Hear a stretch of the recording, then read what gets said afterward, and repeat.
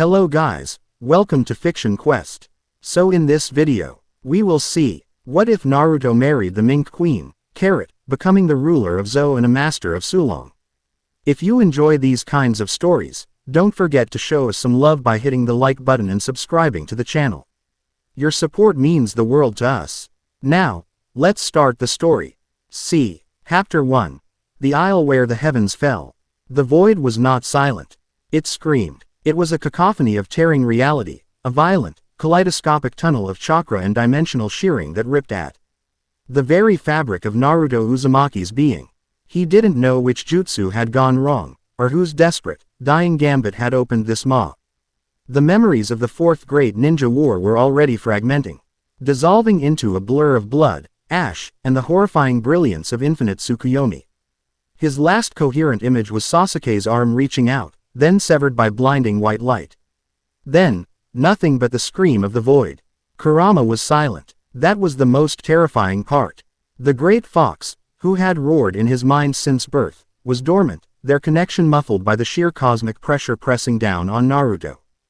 Gravity returned with the subtlety of a meteor strike. Naruto broke through a barrier of thick, humid clouds and plummeted. Below him wasn't land, not in any sense he knew. It was a verdant expanse of colossal, ancient trees, their canopies woven together so tightly they looked like a rolling green sea. And beneath that, impossibly, was gray, wrinkled hide. He hit the canopy. Branches thick as obsession broke under his impact. Leaves the size of tatami mats whipped at his face. He didn't have the chakra control to slow his descent. He was running on fumes. His reserves shattered by the dimensional transit. He smashed through layer after layer of vegetation. The air knocked from his lungs, before finally slamming into the spongy, moss-covered earth. The world went black, but only for a moment. Pain, sharp and insistent, woke him. Naruto gasped, tasting dirt and blood. The air here was thick, heavy with moisture and a scent he couldn't place, something musky, like wet fur, mixed with the salt of a vast ocean. He lay still, assessing the damage. Several ribs broken, chakra network erratic. Kurama still quiet, likely conserving every ounce of energy to heal the dimensional damage. He forced himself up, leaning against the trunk of a tree that disappeared into the twilight above. This wasn't the land of fire. The chakra in the air felt thin, different. It didn't hum with the natural energy he was used to. It felt wilder, untamed in a way that made his skin prickle. He took a step and nearly collapsed. His sandals scuffed against roots that looked older than Konoha itself. He needed cover. He needed information. He needed to know if anyone else had made it through. Sasuke, he croaked. His voice was wrecked. Sakura, only the rustle of gigantic leaves answered him. He began to walk, driven by the soldier's instinct to keep moving in unsecured territory. The forest was surreal. Fruits the size of boulders hung from vines, insects that looked like armored gemstones skittered over the moss. And everywhere, that pervasive smell of beast. He didn't hear them approach. His sensory abilities were dull, his focus turned inward on keeping his body moving. One moment, he was alone. The next, the surrounding foliage bristled with killing intent. Naruto stopped. He didn't reach for a kunai. He didn't have any left. He just planted his feet, adopting a loose, defensive stance. Trespasser, a voice hissed from the shadows. It wasn't human. It carried a low growl, vibrating in the chest. Figures emerged from the twilight. Naruto blinked, wondering if he was hallucinating from blood loss. They were humanoid, walking on two legs, wearing clothes and carrying weapons, but they were animals. A leopard in a cape, a bull with a massive axe, a lithe fox holding a rapier. Minks. He didn't know the word, but he understood the threat. There were a dozen of them, surrounding him in a practiced tactical formation. They didn't look like summoning animals. They possessed an autonomy, a civilization, evident in their armor and the coordinated way they moved.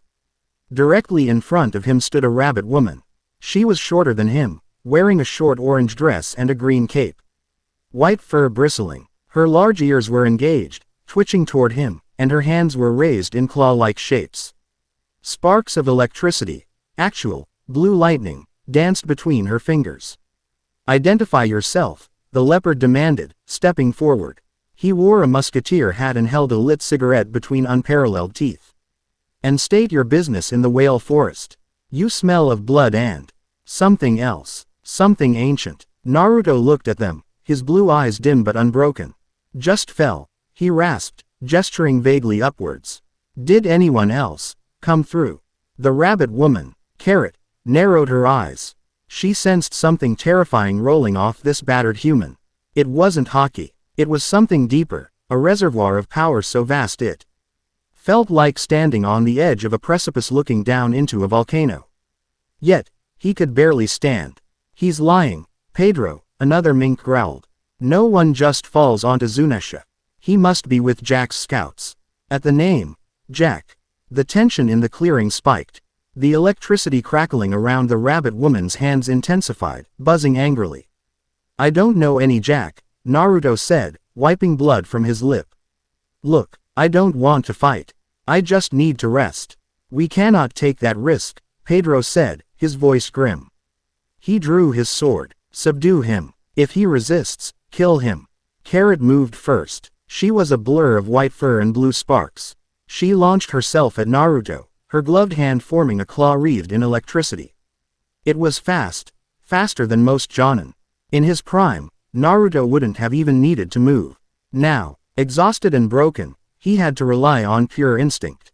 As Carrot's electrical claw swept toward his throat, Naruto didn't block. He pivoted on his heel, the movement economical, slipping past her guard by a hair's breadth. The static from her attack made his hair stand on end. Carrot's eyes widened as her strike hit empty air. She used her momentum to kick off the tree trunk, rebounding instantly for a second strike from above. Naruto didn't look up. He sensed the displacement of air. He stepped to the side, letting her land where he had been standing a microsecond before. She cracked the heavy root with her landing, electricity arcing across the ground. He wasn't fighting back. He was just not being there. Stop, Naruto ordered. His voice wasn't loud, but it held the weight of a cage. The surrounding minks tightened their grip on their weapons. They had seen Carrot's speed. For this injured human to dodge her twice without effort spoke of a frightening level of competency. Carrot, frustrated, charged her legs with electro, preparing for a high-speed barrage. Boom. The ground beneath them lurched. It wasn't an earthquake. It felt like the entire world had shifted its weight. A distant, thundering roar echoed through the forest, followed by the unmistakable sound of cannon fire. Pedro froze, his ear twitching. Kurao City. They're attacking again. The hostility toward Naruto evaporated, replaced by panicked urgency. Jack, Carrot asked, her voice losing its aggressive edge, replaced by fear. The mammoth ship is back, the bull mink bellowed, looking toward the source of the sound. And I smell that gas. Pale horror washed over the minks. Naruto saw their postures shift from combat readiness to desperate terror. Go, Pedro commanded. Musketeers, to the city. We hold the line for the dukes. He looked back at Naruto, conflict in his eyes. If you are an enemy, stay here and rot. If you are not, stay out of the way. The MINKs vanished into the trees with incredible speed, leaping from branch to branch. Naruto stood alone again. The ground shuddered with another volley of cannon fire. He could smell it now, drifting on the wind, a sickly sweet chemical odor that made his lungs burn even from this distance. Poison. He looked at his trembling hands. He was spent. He should find a cave, hide, and let Kurama heal him. This wasn't his world. This wasn't his war. He had fought enough. He closed his eyes, and he saw Neji's body.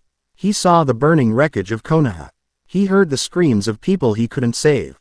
Naruto opened his eyes. They were hard, cold sapphires. He was Naruto Uzumaki, and he didn't walk away when people were screaming. He forced chakra through his battered coils. It felt like swallowing broken glass. But he grit his teeth and pushed. He kicked off the ground, fracturing the ancient root structure, and shot through the forest in the direction the minks had gone. Kurao City was dying. Majestic buildings carved into the ancient trees were shattering under cannon fire. But the explosions were not the primary threat. A thick, violet fog was rolling through the streets, heavier than air, sinking into basements and flowing like water. Where the fog touched, life ended. Plants withered instantly. Minks caught in the cloud clawed at their throats, foaming at the mouth before collapsing in convulsions. At the arched gateway to the city, a desperate battle was raging. Dozens of minks, led by a towering dog man and a massive cat man, were holding back a tide of nightmares. The CKERS were a grotesque fusion of man and beast, horns sprouting from shoulders, animal heads identifying as arms. The beast pirates. They laughed as they fired rifles and swung crude blades, pushing the minks back toward the encroaching gas. Carrot was in the thick of it. She wore gauntlets with retractable claws now, her movements a dance of deadly grace. She ducked under a swing from a man with a wolf's head for a hand. Driving her electro-charged fist into his gut, he went down twitching, but two more took his place. Pushed them back. Anuarashi, the dog duke, roared, his sword flashing. Do not let them breach the residential district. It's no use, dog. A massive man adorned in furs, a headliner of the beast pirates, shouted. He wielded two shuttles and was laughing maniacally. Master Jack wants this city erased. The Koro gas will do the work for us. He signaled behind him. A group of pirates were wheeling up a massive, multi-barreled cannon, aimed specifically to blanket the defenders in the purple poison. Get back, Pedro yelled, seeing the weapon. Carrot froze. She was engaged with three gifters, she couldn't disengage in time. The cannon hissed, pressurized tanks releasing their payload. A dense shell of the violet gas arced through the air, aiming directly for the center of the Mink defensive line. It was over. They couldn't stop the gas. Carrot watched the shell fall, time seeming to slow. She thought of the children hiding in the tree hollows behind them. Then, a flash of yellow. It wasn't lightning. It was a body moving so fast it ignited the air. Naruto materialized in the air, directly in the path of the gas shell. He didn't look at it. He spun, his leg whipping around in a devastating roundhouse kick. His heel connected with the metal casing. He didn't just deflect it. He transferred kinetic energy into it that defied physics. The shell reversed trajectory instantly, screaming back toward the pirate line at triple the speed it had been fired. It slammed into the cannon that launched it. A deafening explosion ripped through the pirate ranks, followed by a massive plume of their own poison gas engulfing the artillery crew and the headliner. Screams of agony erupted from the smoke. Naruto landed in a crouch between the minks and the pirates, one hand on the ground to steady himself. He was breathing heavy, sweat and blood dripping from his face. His orange jacket was shredded, revealing bandages beneath. Total silence fell over the battlefield, save for the gurgling screams of the poisoned pirates. Anuarashi and Nekomamushi stared at the stranger's back. Carrot, only a few feet away, felt her heart hammering against her ribs. The remaining beast pirates, nearly 100 of them, stared in shock at the cloud of poison decimating their leadership. Then, the shock turned to rage.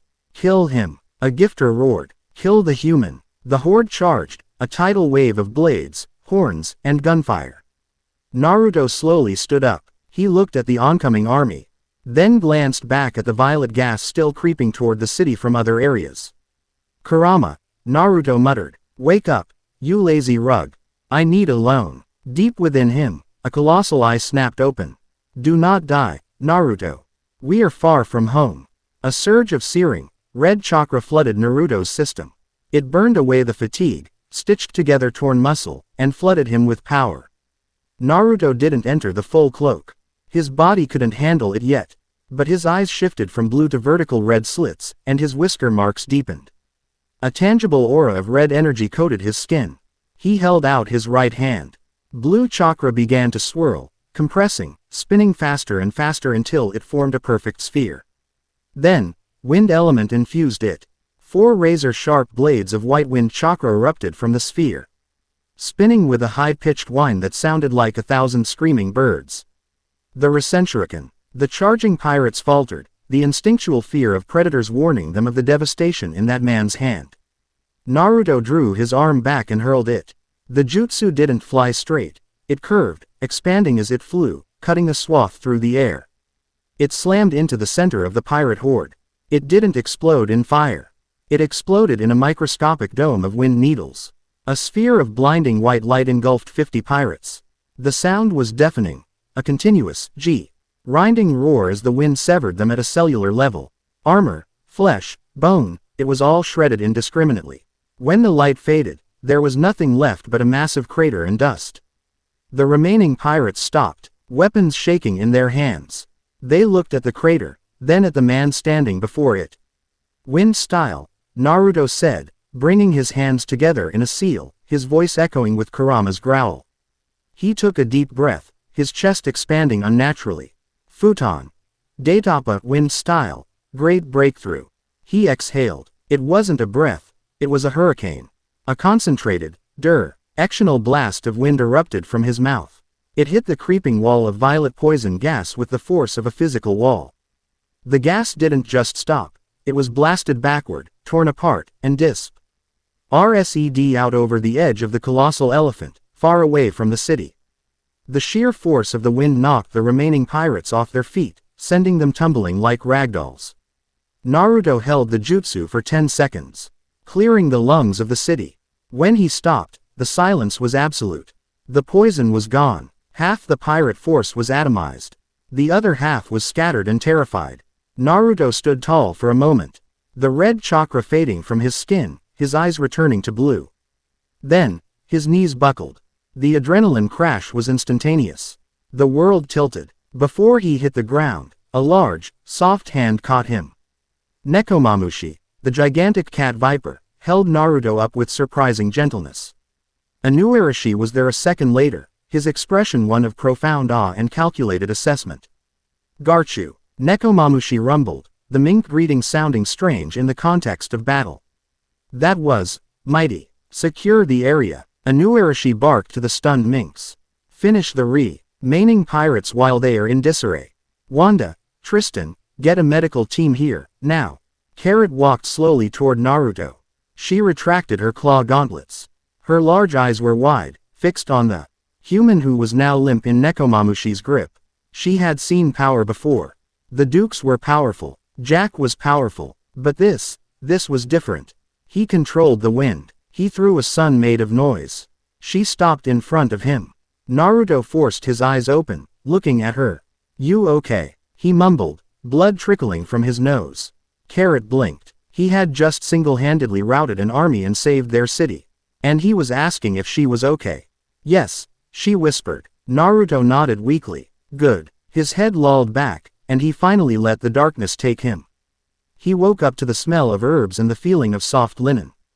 Naruto opened his eyes and stared at a ceiling made of polished, curved wood.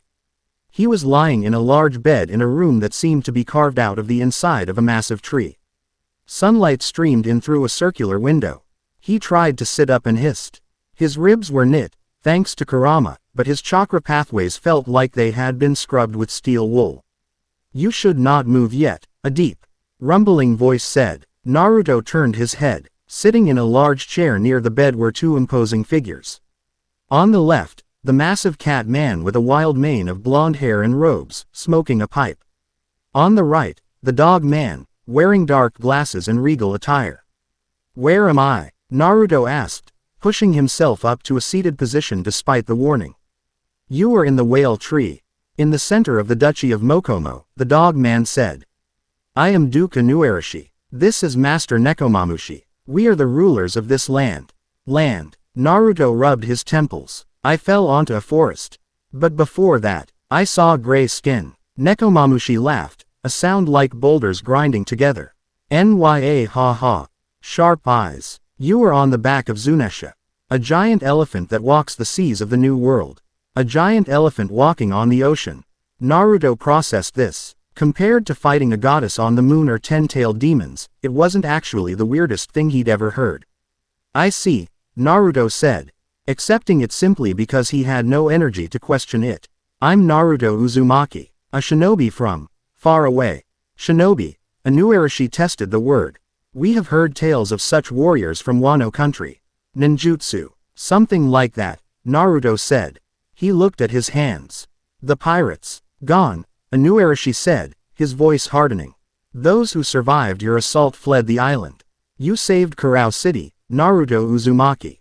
You saved our people. Zou owes you a debt that cannot easily be repaid. Inuarashi stood up and bowed deeply.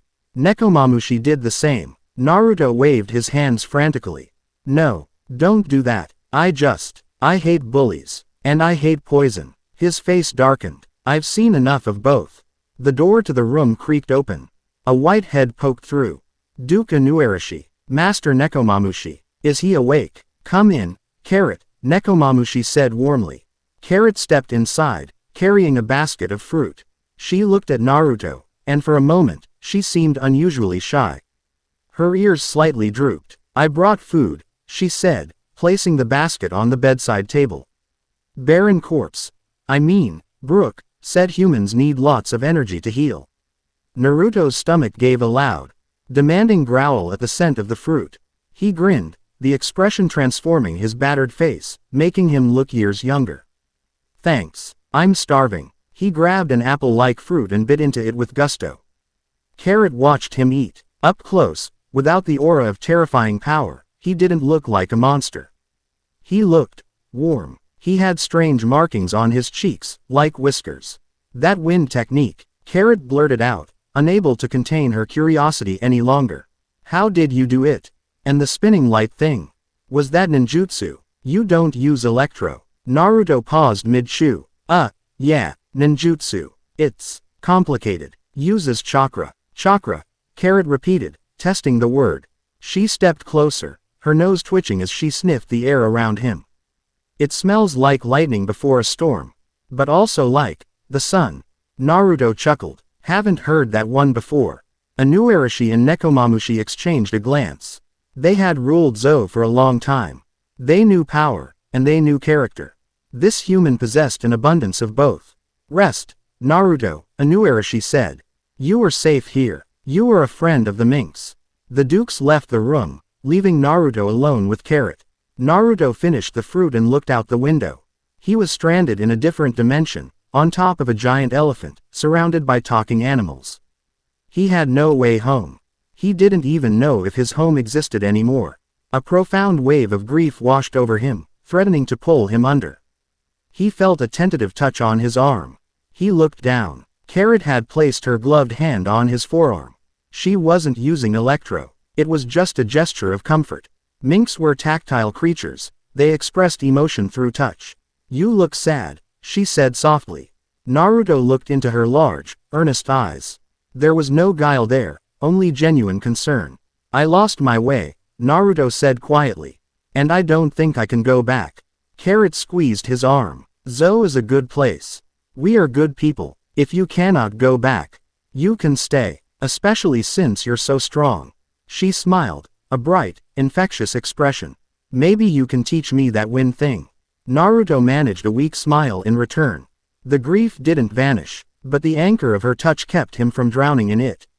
Maybe, he said, uncountable distances away, in a realm where physics was merely a suggestion and light possessed mass. The space was entirely white, filled with floating, perfectly symmetrical geometric shapes made of a substance that was neither metal nor glass. There was no sound, only a hum that resonated on a frequency capable of shattering worlds. At the center of this expanse floated a construct. It looked like a biblically accurate angel stripped of organic features, a complex arrangement of NNING rings around a central core of burning, colorless fire. The celestial arbitrator. A ripple passed through the white void. Data flowed into the arbitrator's core. Fatal error detected in Sector 7G, reality designation, Blue Sea. Dimensional breach confirmed. Origin. Unknown. Energy signature. Trans-dimensional, extremely high potency. Composition. Mortal chakra mixed with primordial entity signature. The spinning rings accelerated. The arbitrator did not feel fear, it did not feel anger. It only knew order. And what had just occurred was a chaotic violation of the established parameters of this reality. An entity from outside had forced its way in. An anomaly. A variable that the grand equation could not account for. Assessment. The anomaly poses a catastrophic threat to the stability of local causality. Protocol. Observation, then erasure. A segment of the arbitrator detached itself. It was a smaller sphere of light, featureless and swift. Directive dispatched to Unit. Watcher.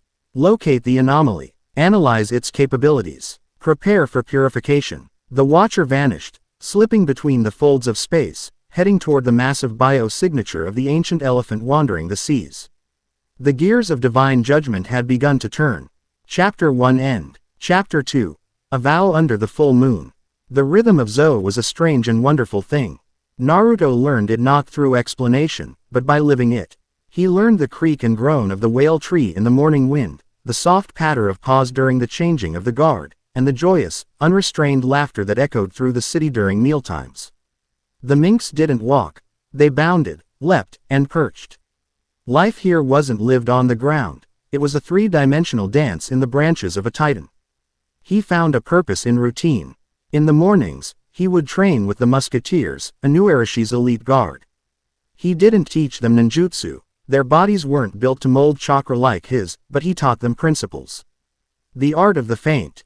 The importance of misdirection. How to use a smoke bomb not just for cover, but to shape the battlefield. In return, they taught him about electro, the strange lightning that coated their fur. He couldn't generate it, but he could feel it, a static hum in the air that spiked with emotion. "You're thinking too hard," Carrot chided him, her own hand crackling with a steady blue current. They were perched on a high branch overlooking Kurao City, the wind whipping through her white fur. "Electro isn't something you make. It's something you are. It's the spark of life. You just let it out." Naruto closed his eyes, trying to feel for that spark within him. He felt the massive, solar furnace of Kurama's chakra, the deep, humming well of his own, and the serene, natural energy of the sage mode he could no longer perfectly access. But the minks, electricity remained a mystery. He opened his eyes and grinned. "Guess I'm just not that electrifying." Carrot giggled, a sound like little bells, and playfully zapped him on the shoulder. The shock was mild, but it made his arm tingle. "Liar. I saw you fight. You're like a whole thunderstorm crammed into a person." Her compliment was casual, but it landed with a strange weight. Here, his power wasn't a burden or a weapon of last resort. It was just him. The minks looked at his Rasenshuriken not with the fear of a village elder seeing a tailed beast, but with the wide-eyed awe of a child seeing fireworks for the first time. They called him K's Cage, the Wind King, a title given with pure, uncomplicated respect. He spent his afternoons with the Guardians, Nekomamushi's boisterous and wilder warriors. They taught him how to fight with pure instinct, to embrace the thrill of combat. He, in turn, showed a few of the younger minks the basics of tree walking, using a sliver of his chakra to stick to surfaces. Soon, the sight of young minks running vertically up tree trunks with shouts of "Garchu" became a common sight. Through it all, Carrot was his shadow. She was his guide to this impossible world, his sparring partner, and, increasingly, his closest friend. They'd race through the canopies of the whale forest, her natural agility a constant challenge to his shinobi speed. He learned the names of the strange fruits and the history of the ancient city. She learned about ramen, a concept that fascinated her to no end. And about his precious people, though he spoke of them with a deep, hollowing ache in his voice that she learned not to push. One evening, they sat on the edge of a high cliff, their legs dangling over a sea of clouds. The twin moons of this world were beginning their ascent, casting a pale, ethereal glow. "Pedro used to say the world was waiting for its dawn," Carrot said quietly. Her usual effervescence tempered by the twilight. She hugged her knees, her ears drooping slightly. He believed that one day, someone would come who could change everything. Someone who could break the long night. Naruto didn't speak. He just listened, recognizing the weight of a dream passed down from a lost mentor. "He sailed with the Pirate King, you know," she continued, her voice filled with reverence. "He saw the edge of the world. But he came back here, to protect us. To wait." She looked at him, her large, dark eyes reflecting the moonglow. "When I saw you when you blew away that poison, I thought maybe you were the one he was waiting for." Naruto felt a familiar pang. The child of prophecy, the world's savior. He had worn that mantle his entire life. It was a heavy, lonely crown. "I'm not a savior, Carrot," he said, his voice rough. "I'm just a guy who got lost. The war one fought in, we won. But it felt like we lost everything anyway." He didn't need to explain. She saw it in the way his eyes would sometimes lose focus, staring at something far, far away. She saw it in the way he never truly relaxed, even when laughing. She scooted closer, her fur brushing against his arm. "Well," she said softly, "you're not lost anymore. You're on Zoe. The statement was so simple, so absolute. It wasn't a promise of a way home. It was an offer of a new one. He looked at her, at the unwavering loyalty in her eyes, and felt a crack in the ice that had formed around his heart. Before he could respond, a horn blew. It was a deep, mournful sound that echoed from the city gates. An alarm. Naruto and Carrot were on their feet in an instant. They looked at each other, a shared dread passing between them. That wasn't the horn for a storm or a lost mink. It was the horn for an invasion. They didn't need to speak. They leapt from the cliff edge, diving into the canopy and racing toward the city. The scent of blood and gunpowder was already thick in the air when they arrived. The beast pirates were back, and this time, they had come in force. Their ships weren't just firing cannons. They were firing harpoons with massive chains, trying to anchor themselves to Zunesh's leg. And leading the assault, standing on the shattered remnants of the front gate, was a figure of monolithic proportions. Jack the Drought. He was even larger than Naruto remembered. His metallic jaw glinting in the firelight. His mammoth tusks were stained with blood, and he swung his shuttles with a force that sent minks flying like broken dolls. He wasn't just attacking. He was methodically demolishing their defenses. I've returned for my prize, you filthy rats. Jack bellowed, his voice a guttural roar that shook the very trees. He backhanded a mink warrior, sending him crashing through a building. And for the head of the golden-haired bastard who dared interfere. Inuarashi and Nekomamushi were there, fighting back to back, a grim, desperate duo against a force of nature. But even the two dukes together were being pushed back. Jack was a calamity for a reason. His raw endurance was monstrous. Naruto. Inuarashi yelled, parrying a devastating swing from Jack. Get the non-combatants to the whale tree's core. He won't stop until this city is rubble. Naruto surveyed the scene in a fraction of a second. The minks were fighting bravely, but it was a losing battle. The pirates were better armed, more numerous, and their commander was an unstoppable juggernaut. Carrot, go, Naruto ordered. Help with the evacuation. What about you? She cried, her knuckles white where she gripped her clawed gauntlets. Naruto met her gaze. His blue eyes were burning with an intensity she'd only seen once before. I'm going to end this. He blurred forward, Appy. Ring directly in Jack's path as the calamity prepared to bring his blades down on the dukes. Naruto didn't have a weapon.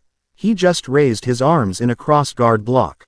The impact was cataclysmic. CK's shuttles slammed into Naruto's forearms. The ground beneath Naruto fractured, spider webbing out for 20 feet. A shockwave of pure force erupted from the point of impact, knocking both pirates and minks off their feet. Naruto didn't move an inch. He held fast, straining against the billion-berry bounty head's immense strength. Jack's eyes widened in disbelief. You, he snarled. Me, Naruto grunted, his muscles screaming in protest. I was having a nice evening. You ruined it. He channeled chakra to his feet, anchoring himself, and pushed. With a guttural yell, he drove Jack back, the massive pirate stumbling a full 2 steps. The battlefield fell silent for a heartbeat. The minks stared in awe. 6 paths sage mode, Naruto whispered to himself.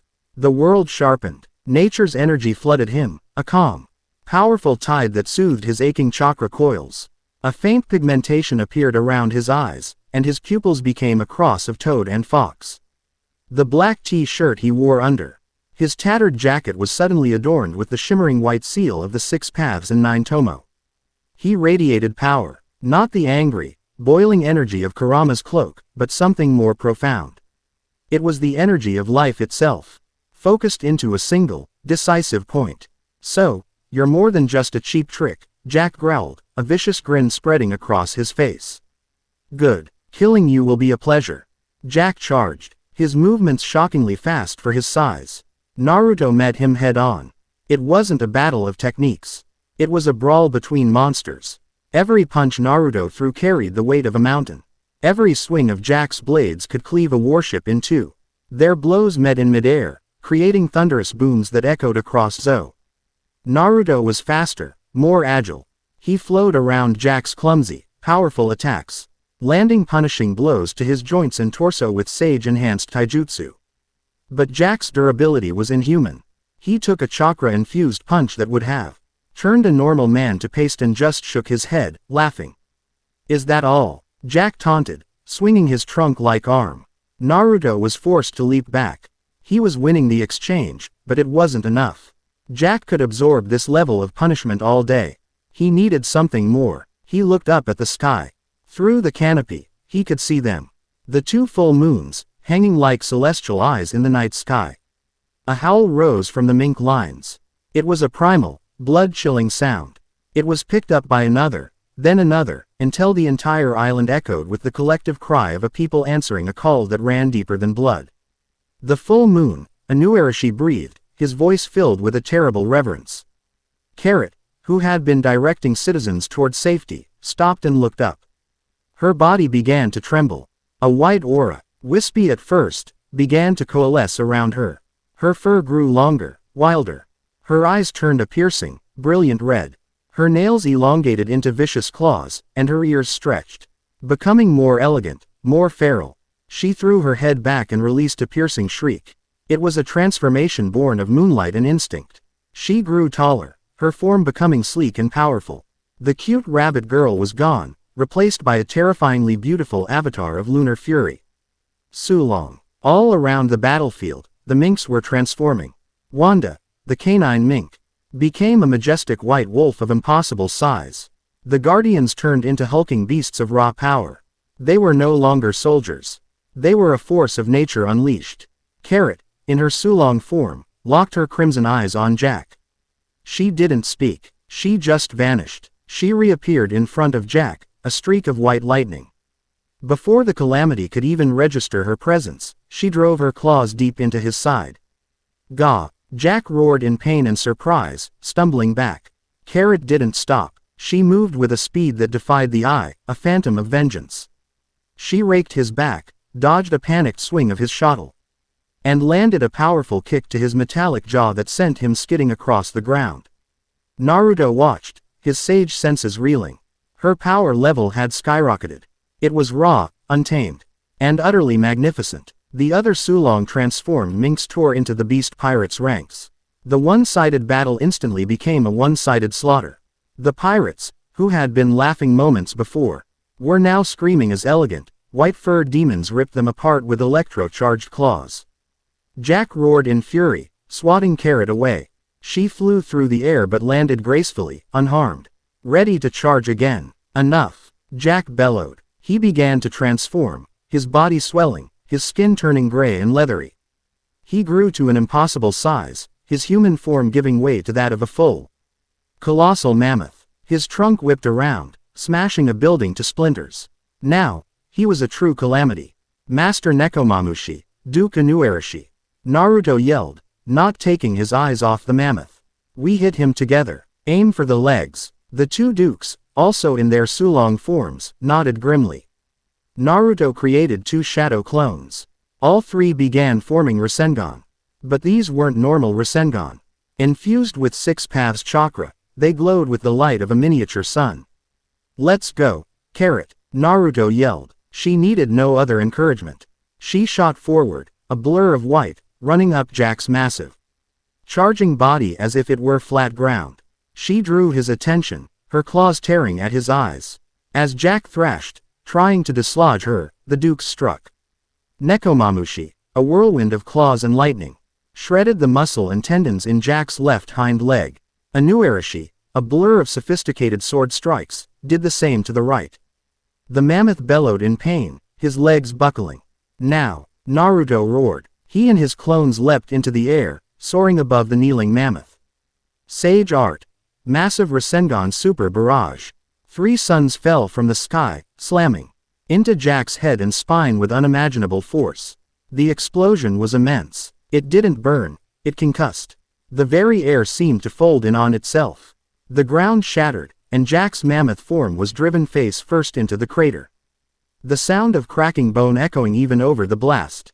When the dust settled, Jack was unconscious, his body slowly reverting to his human form, half buried in the earth he had sought to conquer. Victory. Naruto landed, dispelling his clones. He was breathing heavily, the toll of the fight finally hitting him. The Sulong minks finished off the last of the panicking pirates with brutal efficiency. The battle was over. He looked over at Carrot. The feral intensity was draining from her, but the majestic power of her Sulong form remained. She walked toward him, her movements fluid and graceful. The other minks were celebrating, letting out triumphant howls to the moon. But Naruto and Carrot only had eyes for each other. She stopped in front of him. Her red eyes scanned him, checking for injuries. He looked at her, at the raw power she commanded, and felt nothing but profound respect. No words were needed. In the heat of battle, fighting side by side to protect this place, something had been forged between them. A bond stronger than friendship. A partnership sealed in combat.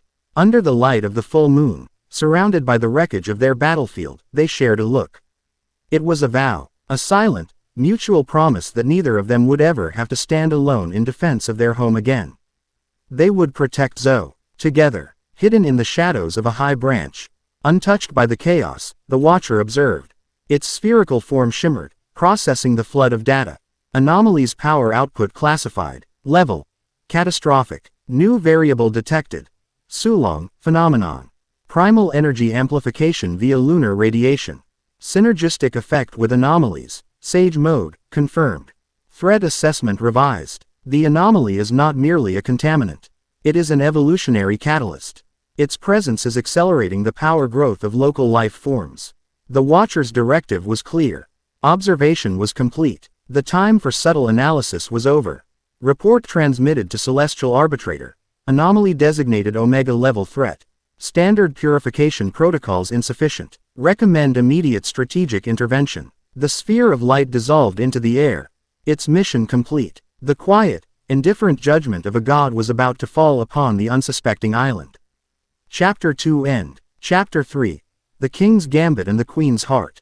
The victory celebration was a wild, joyous affair that lasted for 2 days. The beast pirates had been so thoroughly routed that their remaining ships had scattered to the four winds, leaving behind the wreckage of their flagship and the unconscious, broken body of Jack the Drought, who the minks had unceremoniously chained to the shattered city gate as a warning.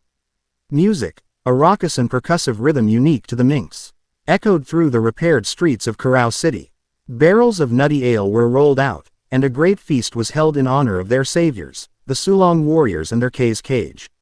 Naruto found himself at the center of it all, a flagon of ale in his hand that was never allowed to be empty, a rotating cast of minks clapping him on the back and cheering his name. He laughed, ate the strange, delicious roasted nuts they offered, and tried to feel the joy they were all projecting. But a cold knot of apprehension sat in his stomach. He had fought monsters before. He knew that for every Jack, there was an Orochimaru. For every pain, a Kagaya. Defeating a commander didn't end a war, it just angered the general. He found the dukes, Inuarashi and Nekomamushi, standing apart from the main celebration. Their conversation a low, serious rumble. The effects of the Sulong transformation had faded, leaving them weary but resolute. "He'll be back," Nekomamushi was saying, gesturing with his pipe toward the chained calamity. "Or worse, Kaido himself will come."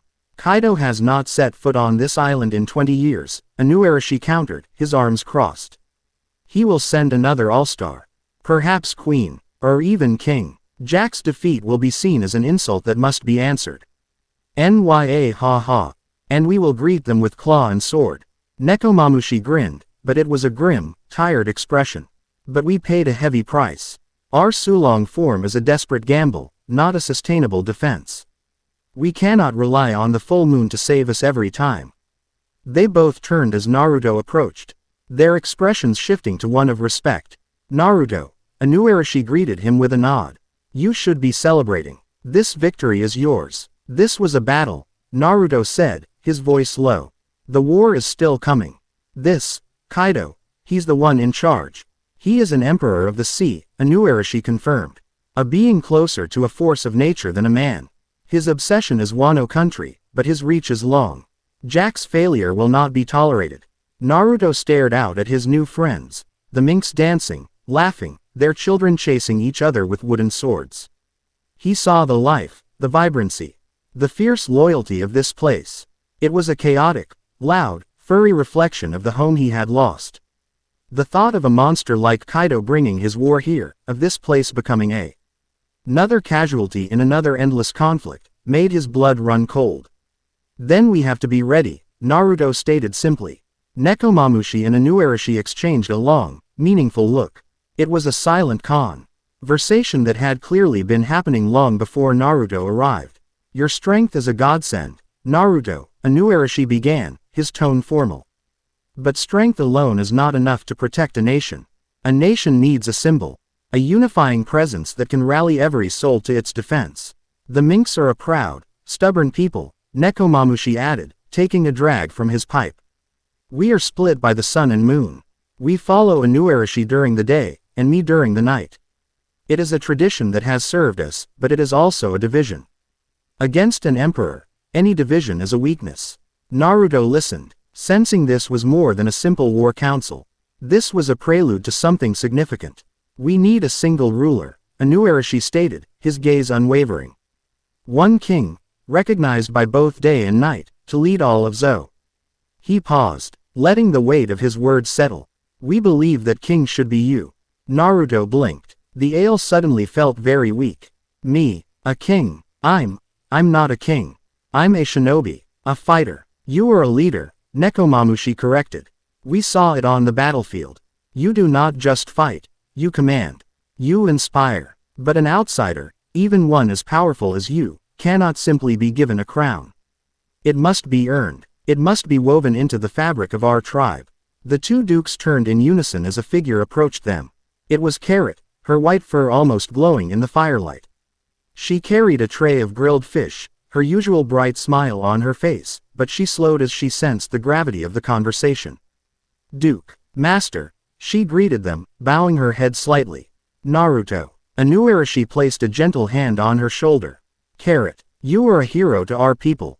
A warrior of great promise and the embodiment of the next generation of Minks. The future of our people rests on shoulders like yours. Carrot looked flustered by the high praise, her ears twitching. I just did my duty. And now, we must ask you to consider another, Inuarashi said, his voice softening. He looked from Carrot to Naruto, connecting them with his gaze. To secure our future and unite our people under one banner, the Mink tribe proposes a political marriage. We ask you, Naruto Uzumaki, to take Carrot as your wife, your queen, and rule this nation by her side as the first king of Zou.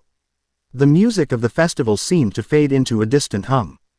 The tray of fish slipped from Carrot's hands, clattering onto the stone path. Her face, framed by its white fur, flushed a brilliant pink. Her eyes were wide as dinner plates, fixed on Naruto. Naruto's mind went blank. King, fine, that was a responsibility he could try to shoulder. But marriage, to Carrot, he looked at her, at his friend, his sparring partner, the fierce warrior who had fought beside him. He saw the shock and confusion on her face, and a wave of guilt washed over him. This wasn't a choice for her, it was a duty being thrust upon her. It felt wrong. It felt like the Hyuga clan, with their cursed seals and their arranged fates. No, Naruto said, the word coming out sharper than he intended. I won't do that to her. Carrot flinched as if he'd struck her. Inuarashi raised an eyebrow. Do what to her? We are offering to make her queen of her people. You're ordering her to marry a stranger. Naruto retorted, his voice rising. Someone she barely knows. That's not right. A marriage should be about more than politics. He thought of Hinata, of the quiet, unwavering love he had failed to see for so long. He thought of Sakura, of the painful, one-sided affection of his youth. Love was complicated and precious. It wasn't a tool for stabilizing a government. Naruto is right, Carrot whispered, finding her voice. She wouldn't meet his eyes. This is too much. I am a warrior, not a queen. She turned and fled, disappearing into the crowd before anyone could stop her. Nekomamushi sighed, a cloud of smoke puffing from his pipe. Perhaps we were too blunt. My answer stands, Naruto said firmly. His jaw set. Find another way. I'll fight for you. I'll die for you. But I won't force her into that. He turned and walked away, leaving the two rulers standing in a heavy, disappointed silence. In the days that followed, a chill settled over Zou that had nothing to do with the weather. The celebration was over, and the reality of their situation returned. The proposal, meant to unite them, had sown a quiet division. Naruto and Carrot avoided each other. Their easy camaraderie was gone, replaced by an awkward, painful silence whenever they passed in the halls of the whale tree. Naruto threw himself into training the minks with a frantic energy, trying to outrun his own thoughts. Carrot took on long, solo patrols in the whale forest, seeking the solace of the deep woods. The Watcher, ever present and unseen, observed this new dynamic. The direct proposal had failed, but it had created a fissure. Now was the time for subtle pressure. It found its target in a group of older, traditionalist minks. They were proud warriors who had defended Zou for decades, led by the stoic and fiercely loyal captain of the Musketeers, a lion mink named Sulong. They respected Naruto's power, but the idea of a human king disturbed them on a fundamental level. They were minks. Their rulers had always been minks. The Watcher didn't speak to them. It didn't need to. It was a being of celestial energy. It could influence the ambient currents of thought, amplify whispers of doubt into choruses of fear. Sulong found himself having strange dreams. He dreamed of the whale tree's roots withering, turned black by a golden energy that was alien and suffocating. He heard whispers on the wind that spoke of a foreign power that would save them only to consume them. He saw the proud, wild spirit of the minks being tamed, civilized, and ultimately erased by this charismatic, powerful human. His unease grew. He saw Naruto teaching their young ones shinobi tricks, and he saw not cooperation, but corruption. He saw the awe in their eyes, and he feared it was turning to worship, a replacement of their loyalty to their tribe with loyalty to an outsider. Finally, he could bear it no longer. He gathered his most trusted musketeers and confronted the dukes. "The man is a hero," Sulong declared, his voice resonating with conviction. "He saved us, and my blade is his to command in battle. But he is not our king. He does not share our blood, our history, our soul. To place our crown on his head is an act of desperation that spits on the graves of our ancestors." The sentiment spread. It was a quiet rebellion, not of arms, but of hearts. The minks were still grateful to Naruto, but a seed of doubt had been planted. Was he their savior, or was he the beginning of the end of their way of life? The pressure became unbearable. One evening, unable to sleep, Naruto walked to the same cliff where he and Carrot had sat before the battle. He needed to clear his head. The weight of the crown he had refused felt heavier than the one he'd been offered. He wasn't surprised to find her there, sitting on the edge, silhouetted against the twin moons. She heard him approach but didn't turn. The silence stretched, filled only by the whisper of the wind through the high branches. "I'm sorry," Naruto said finally, standing a few feet behind her. "The dukes shouldn't have put you on the spot like that, and I shouldn't have reacted the way I did." Carrot hugged her knees tighter. "Were you rejecting me, or the crown?" she asked, her voice small. The question was a precision strike. Naruto's breath caught. He walked over and sat beside her, leaving a respectable distance between them. "Neither," he said honestly. "I was rejecting the idea of you being forced into a cage. Even a golden one." He looked out at the sea of clouds. "Where I come from, I was different. I had something dangerous sealed inside me. People looked at me like I was a monster, or a weapon to be used.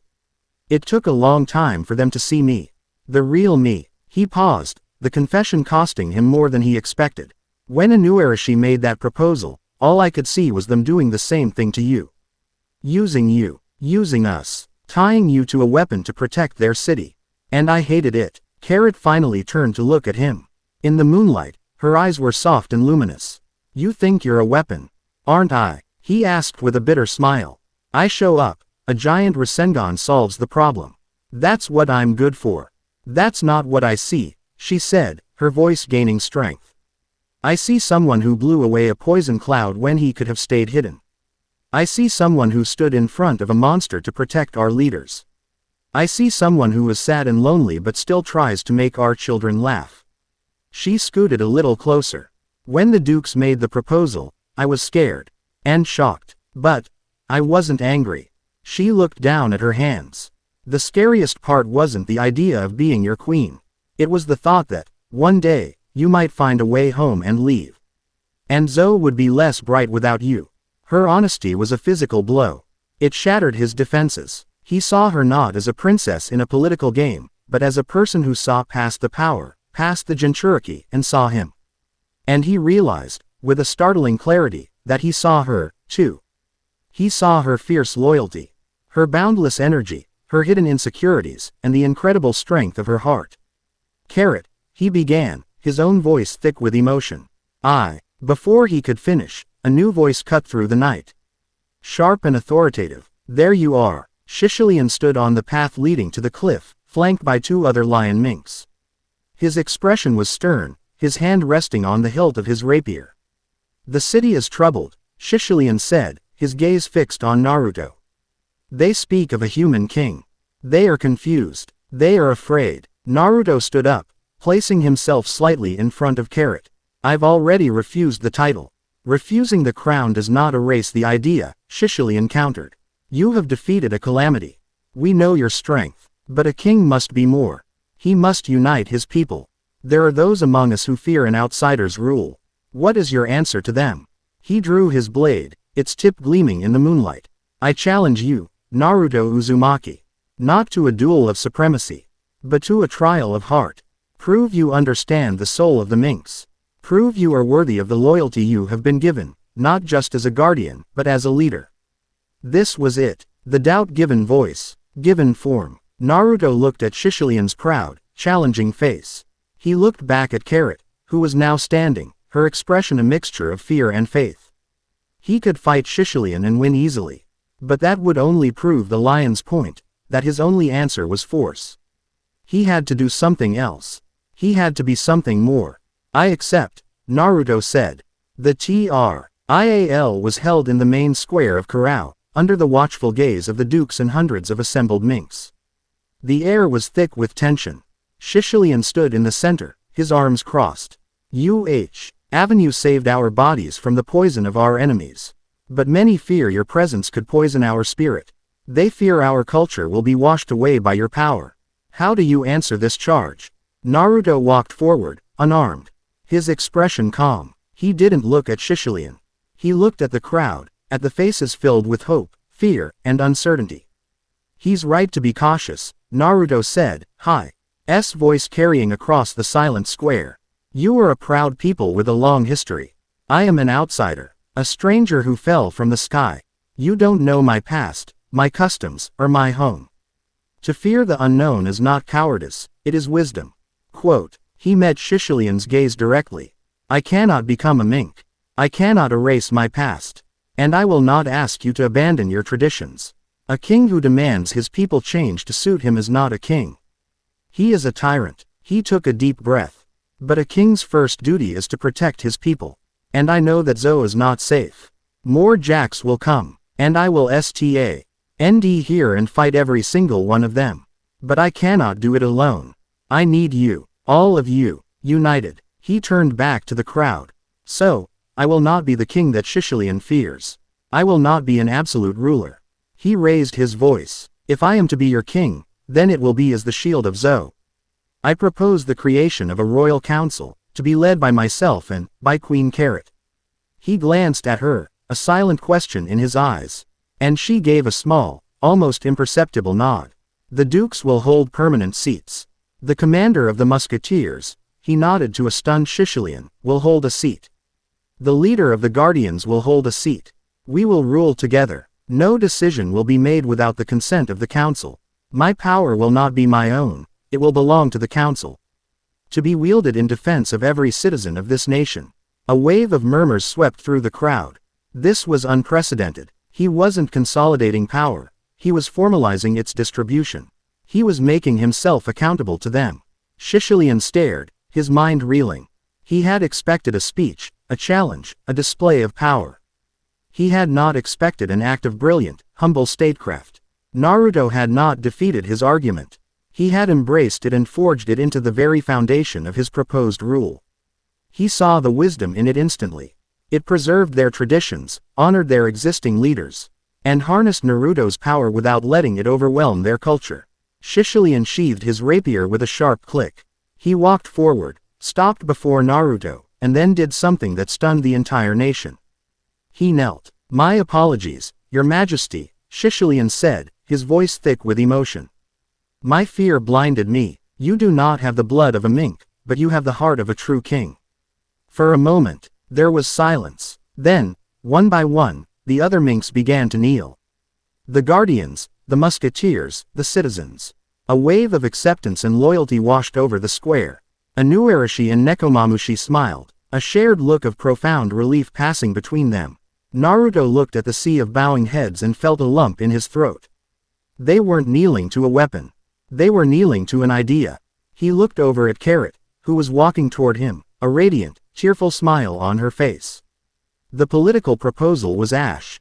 In its place was something real, something they had both just chosen. She stopped in front of him. As the offer still open, she asked softly, so only he could hear. He grinned, a wide, genuine Uzumaki grin that reached his eyes. "Only if you'll have me." He took her hand, and together, the sage and the rabbit faced their people as the crowd erupted in a roar that shook the whale tree to its roots. From a high, dark perch, the watcher observed the scene. The unity was absolute. The anomaly had not been rejected. It had been integrated, elevated, and enthroned. Intervention protocol. Phase 1 has resulted in catastrophic failure. The anomaly has consolidated its position. The watcher's form began to shimmer, its mission of subtlety now void. Assessment. Political and social manipulation is ineffective. Anomaly's influence must be challenged directly. Proceeding to Phase 2, the light of the celebration in the square was suddenly chilled by a cold, alien presence. A figure coalesced from thin air in the shadows behind the royal couple, a being of pure white light and interlocking geometric shapes.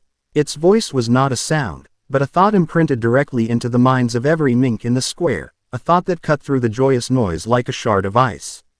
The anomaly must be corrected. The watcher held its form for a single, terrifying second, its divine, unfeeling presence a promise of the cold, orderly war to come.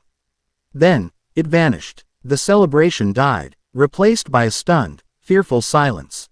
Naruto held Carrot's hand tighter, his eyes fixed on the spot where the being had been. The era of pirates and politics was over. Something far older and far more dangerous had just declared war. Chapter 3 End. Chapter 4. The Crimson Vow and the Celestial Purge. In the wake of the Watcher's chilling pronouncement, fear had been a tangible thing on Zou. A cold mist that clung to the leaves of the whale tree. But fear was anathema to the mink spirit. It could not long survive in the face of their boisterous, life-affirming nature. And so, they answered the threat of a cold, distant god with the most defiant act they could imagine. They prepared for a wedding. The island transformed. Garlands of luminous moon blossom were strung between the great trees of Kurao. The city hummed with a joyous, determined energy. Every mink, from the youngest kit to the most ancient elder, took part. The guardians carved a new royal crest into the gate, a spiraling leaf of Konoha intertwined with the proud silhouette of a rabbit against the twin moons. The musketeers practiced intricate formations for the royal procession, their usual stoicism replaced by a grudging, festive pride. Naruto found himself swept up in the whirlwind. He was consulted on everything from the strategic placement of sentries to the proper spice level for the celebratory stew. He spent his days with Carrot, not as a warrior and his guide, but as a couple on the precipice of a shared life. They walked hand in hand through the bustling streets, the IR presence a source of comfort and strength for their people. "Are you sure about this?" he asked her one afternoon, as they stood on a balcony overlooking the city, a riot of color and activity below. "It's not too late to back out. We could just run the council. No crowns involved." Carrot turned to him, a half-finished garland in her hands. She reached up and gently brushed a stray leaf from his blonde hair. Her touch was confident. "Sure. I've never been more sure of anything," she said, her voice soft but firm. "Our people need this, Naruto. They need to see us stand together. They need to believe that even when a god declares war, we can still build a future." She smiled, a little mischievously. "Besides, I think the crown will look good on you." He felt his cheeks warm, a feeling he was still getting used to. Her simple, unwavering faith in him was a more powerful balm than any medical ninjutsu. He took her hand, lacing his fingers through hers. "Only if yours is shinier," he retorted. And her laughter was the only answer he needed. The day of the ceremony arrived with a perfect, cloudless sky. It was held in the Grand Plaza, the same place where Shishilian had challenged him, now transformed. The minks of the day and the minks of the night stood together, a single, unified tribe. Naruto stood on a raised dais, flanked by Shishilian and the captain of the Guardians. He wore formal robes gifted to him by the minks, a deep blue trimmed with gold, the new crest embroidered over his heart. He felt exposed without his usual combat gear, but he stood tall, his gaze fixed on the path leading from the whale tree. Then, she appeared. Carrot was a vision in white and gold. Her dress was simple but elegant, shimmering in the sunlight. A delicate circlet of woven moon blossoms rested on her head, her white fur looking softer than spun silk. She was led by Inuarashi and Nekomamushi, the two rulers giving their blessing to the new generation. She walked with a grace and confidence that stole Naruto's breath. This was not the energetic, carrot-chewing girl he'd met in the forest. This was a queen. She reached the dais and stood before him, her large, dark eyes filled with a universe of emotion. Inuarashi and Nekomamushi stepped forward. Today, the sun and moon meet, Inuarashi proclaimed, his voice booming across the silent plaza. Today, the day and night become one, Nekomamushi added, his tone a low, reverent rumble. There was no long speech. Mink tradition was direct, heartfelt. They turned to Carrot. Do you, Carrot, hero of the minks, take this man, Naruto Uzumaki, as your husband and king? To be the shield to your heart. Carrot never took her eyes off Naruto. I do, she said, her voice ringing with a clarity that echoed in every mink's soul. They turned to Naruto. Do you, Naruto Uzumaki, savior of Zou, take this woman, Carrot, as your wife and queen, to be the heart to your shield? Naruto looked at the incredible woman standing before him, who had seen his scars and called him home. I do, he said, his voice thick with a profound, unshakable certainty. They exchanged their own vows, promises whispered only for each other. He spoke of loyalty, of a promise to never let her stand alone. She spoke of home, of a promise to always be the place he could return to. Then came the fusion of their cultures. A mink elder brought forth a seer, monial bowl filled with water from the highest spring of the whale tree, charged with a soft, pulsing electro. They each drank from it, a symbolic sharing of the mink's life force.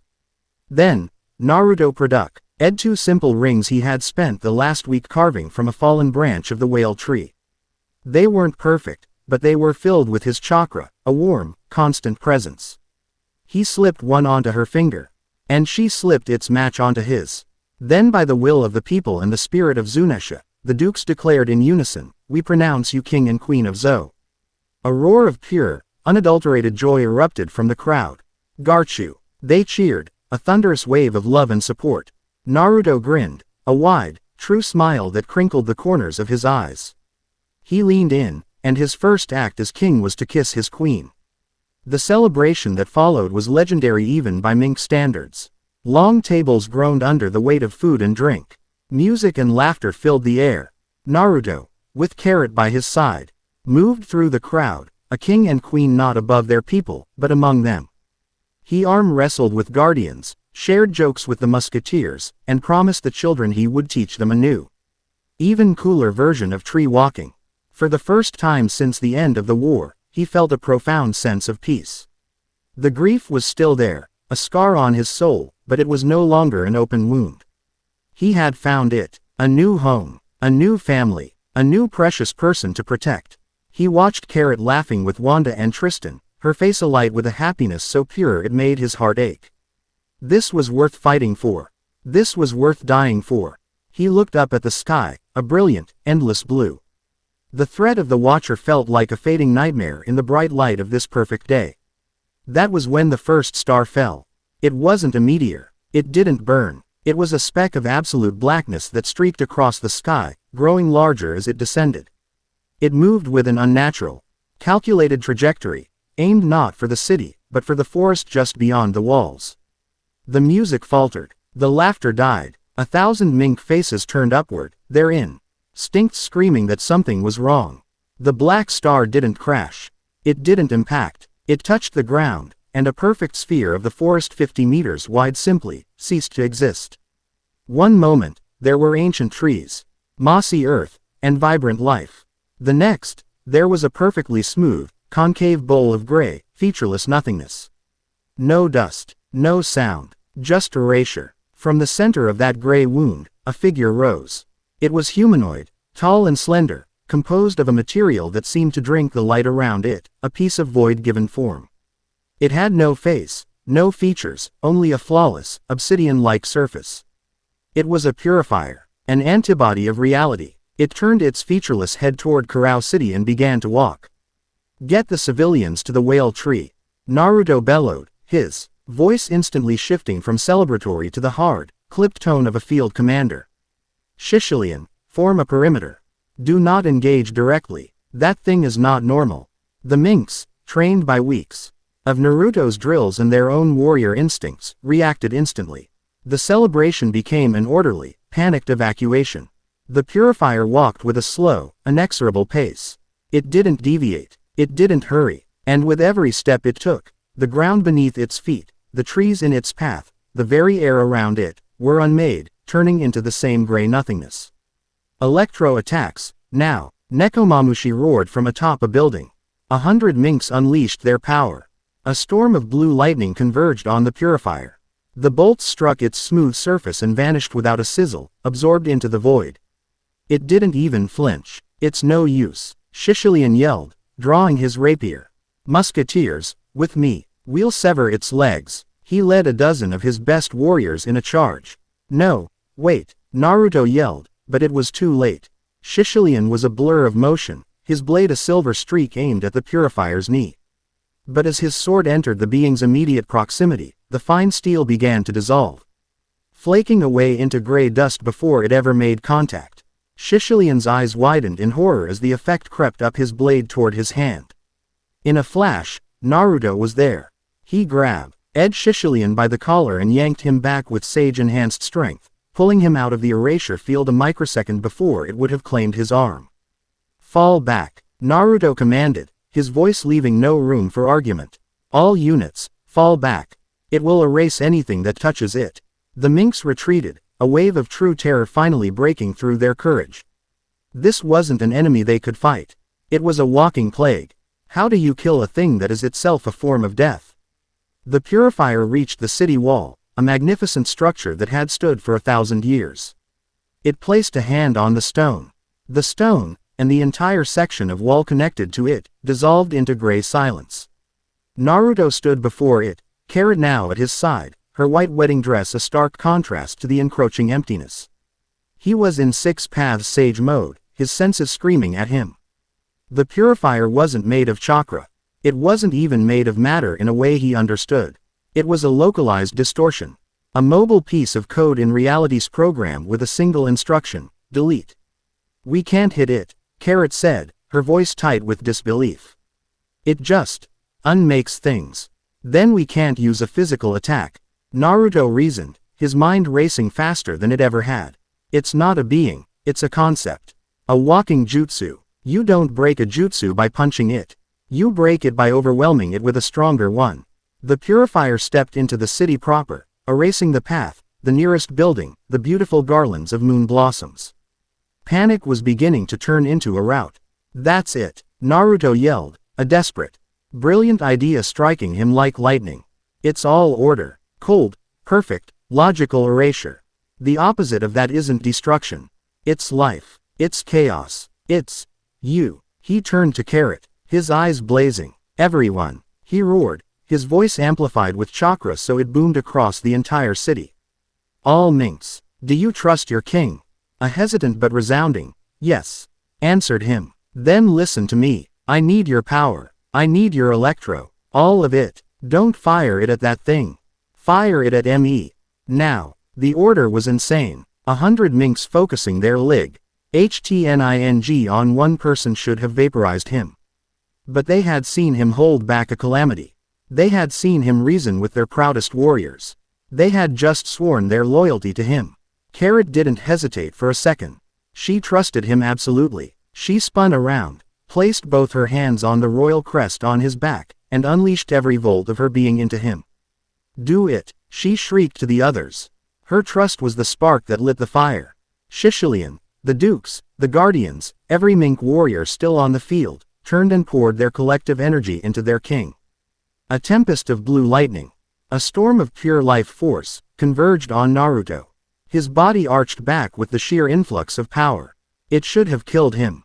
But his six-paths sage mode, the perfect balance of spiritual and natural energy, acted as a crucible. He absorbed the raw, chaotic, emotional energy of the Mink tribe, containing a force that could have powered a small country.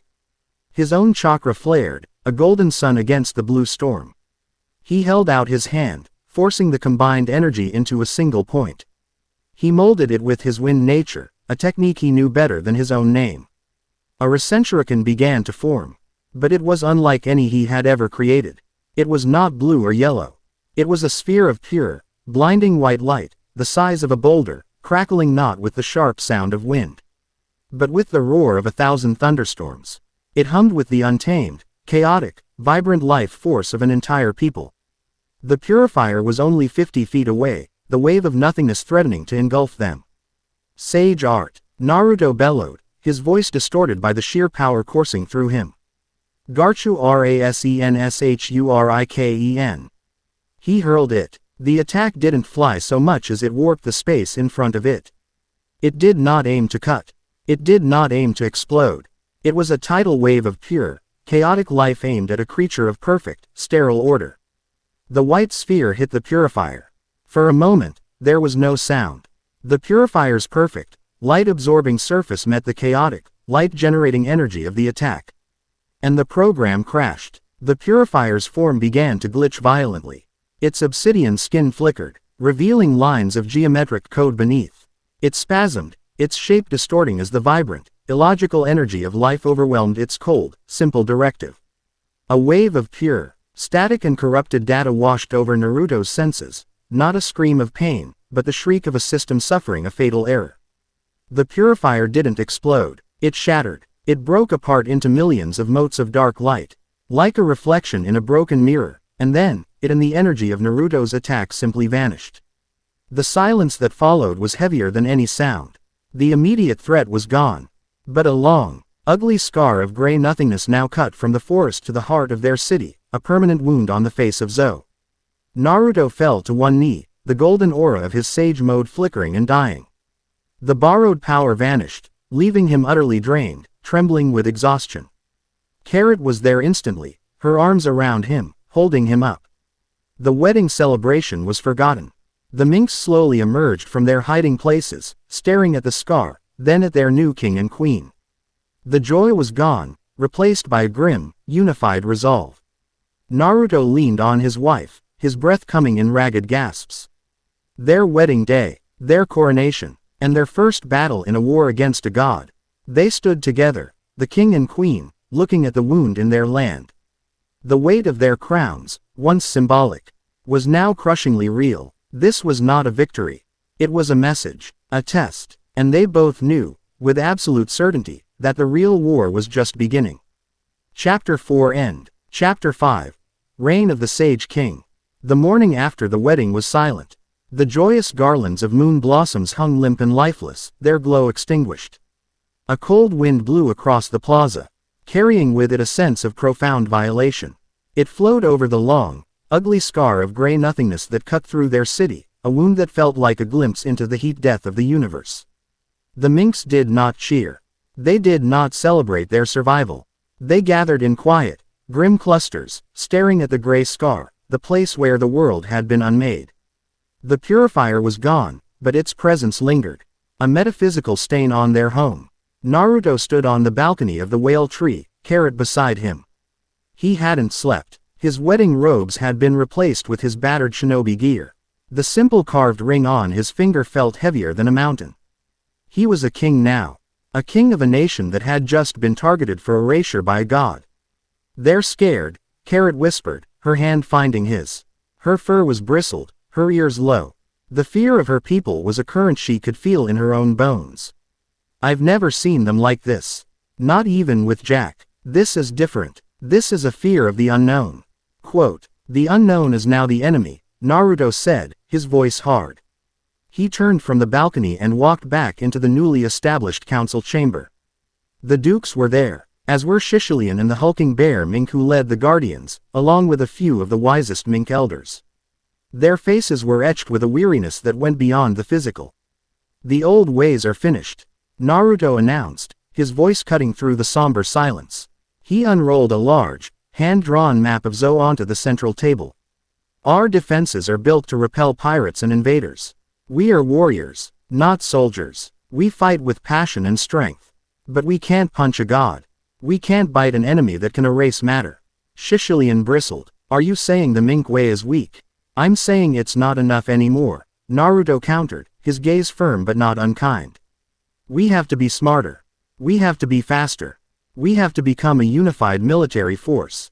He slammed a hand down on the map. From this moment on, Zou is under martial law. My law. He laid it out with the cold, efficient logic of a man who had spent his entire life at war. The island would be divided into strategic sectors. Watchtowers, modeled on the lookout posts of Konoha, would be constructed at the highest points, manned 24 hours a day by minks with the keenest eyesight. An early RNING system using reflective mirrors and coded light signals would be established. He turned to the Guardians. Your strength is our hammer. But a hammer is useless if you can't find the nail. UWI, LLB retrained as our rapid response teams. Small, elite units that can be deployed anywhere on the island in minutes. He looked at the musketeers. You are our scalpels. From now on, you learn stealth, silent communication, misdirection, coordinated strikes. We will turn the whale forest into a weapon that fights for us. Finally, he looked at Carrot. And you, my queen, have the most important job of all. You will be the heart of this operation. You will manage our resources, our people, our morale. You know them better than anyone. You will keep our spirit from breaking while I reforge our shield. His plan was a complete overhaul of their society, a shift from a proud tribe to a fortified nation. It was audacious, it was radical, and in the face of the gray scar outside, no one argued. They saw the grim necessity in his eyes. He wasn't a conqueror imposing his will, he was a general trying to save their lives. The days that followed were a blur of frenetic activity. The sound of hammers and saws replaced the sound of laughter. Zou was being rebuilt, not just its walls, but its very soul. Naruto was a whirlwind of energy. He was everywhere at once, his shadow clones a common sight across the island. Directing construction, leading training exercises, and standing silent watch on the highest branches. He sparred with Shishilian, not with overwhelming power, but with infuriating cunning, using feints, substitutions, and terrain to defeat the proud lion again and again. A battle is won before the first blow is thrown, he would say, leaving the musketeer commander panting and furious, but learning. He taught the younger minks the principles of chakra control, not for ninjutsu, but for discipline. He had them meditate, to feel the flow of energy within themselves and in the world around them. It sharpened their senses, honed their instincts. Carrot, true to her role, became the nation's heart. She moved through the work crews and training grounds, a radiant source of encouragement. She organized the rationing of food and medical supplies with an efficiency that surprised everyone. When a group of elders protested the felling of an ancient tree for a watchtower, she didn't argue. She took them to the edge of the gray scar and simply stood there with them in silence until their protests died in their throats. Their evenings were spent in their chambers, no longer just a room but a war room. Maps covered the walls, strategies were debated, and reports from patrols were analyzed. It was here, in the quiet hours after the sun and moon had traded places, that their partnership was truly forged. The southern patrols are reporting a strange blight on the fruit trees, Carrot said one night, tracing a line on the map. Her finger trembled slightly. The fruit rots on the vine. And Wanda's team said the night insects have gone silent. The forest feels wrong. Naruto was standing at the window, his sage senses active, trying to probe the very air around Zou. He felt it, too. A low, discordant hum that wasn't there before. It was like a single, sour note in a perfect symphony. It's not the land, he murmured. It's the atmosphere. Something is pressing down on us. Something subtle. The first sign of the true attack came a few days later. Two mink guards, friends who had grown up together, got into a bloody fight over a perceived insult. When they were pulled apart, neither could clearly remember what had been said.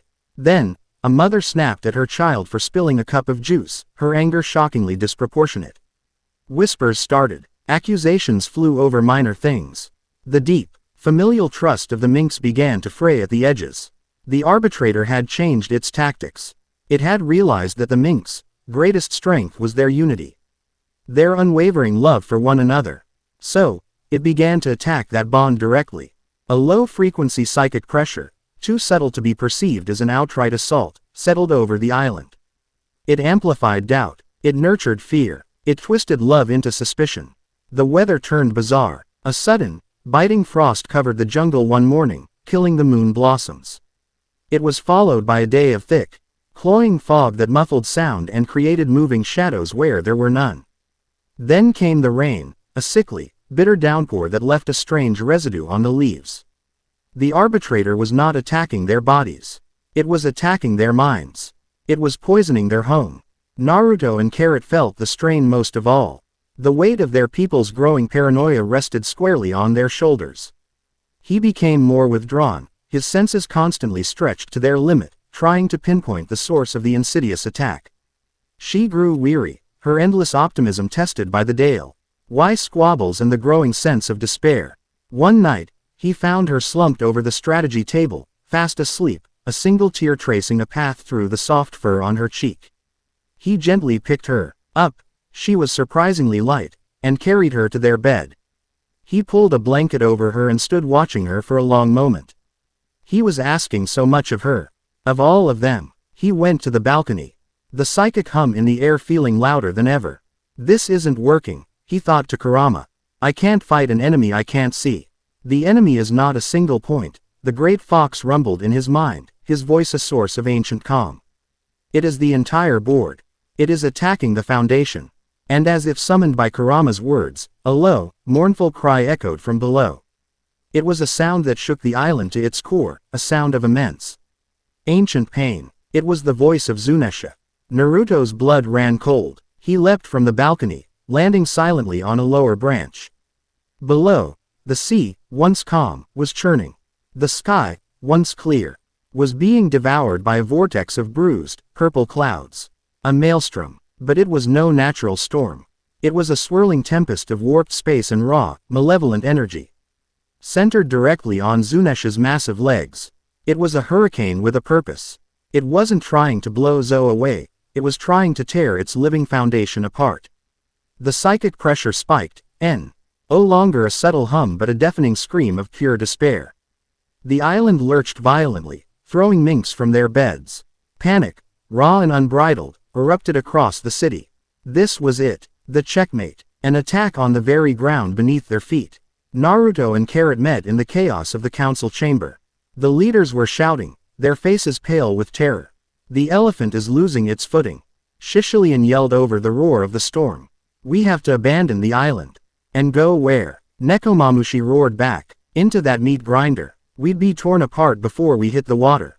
Naruto stared at the storm, his sage senses seeing past the wind and rain. He saw the energy, the twisted, orderly lines of force that made up the tempest. And at its very center, deep within the churning chaos, he sensed a point of serene, cold calm. The source. A conduit. It's a jutsu, he breathed.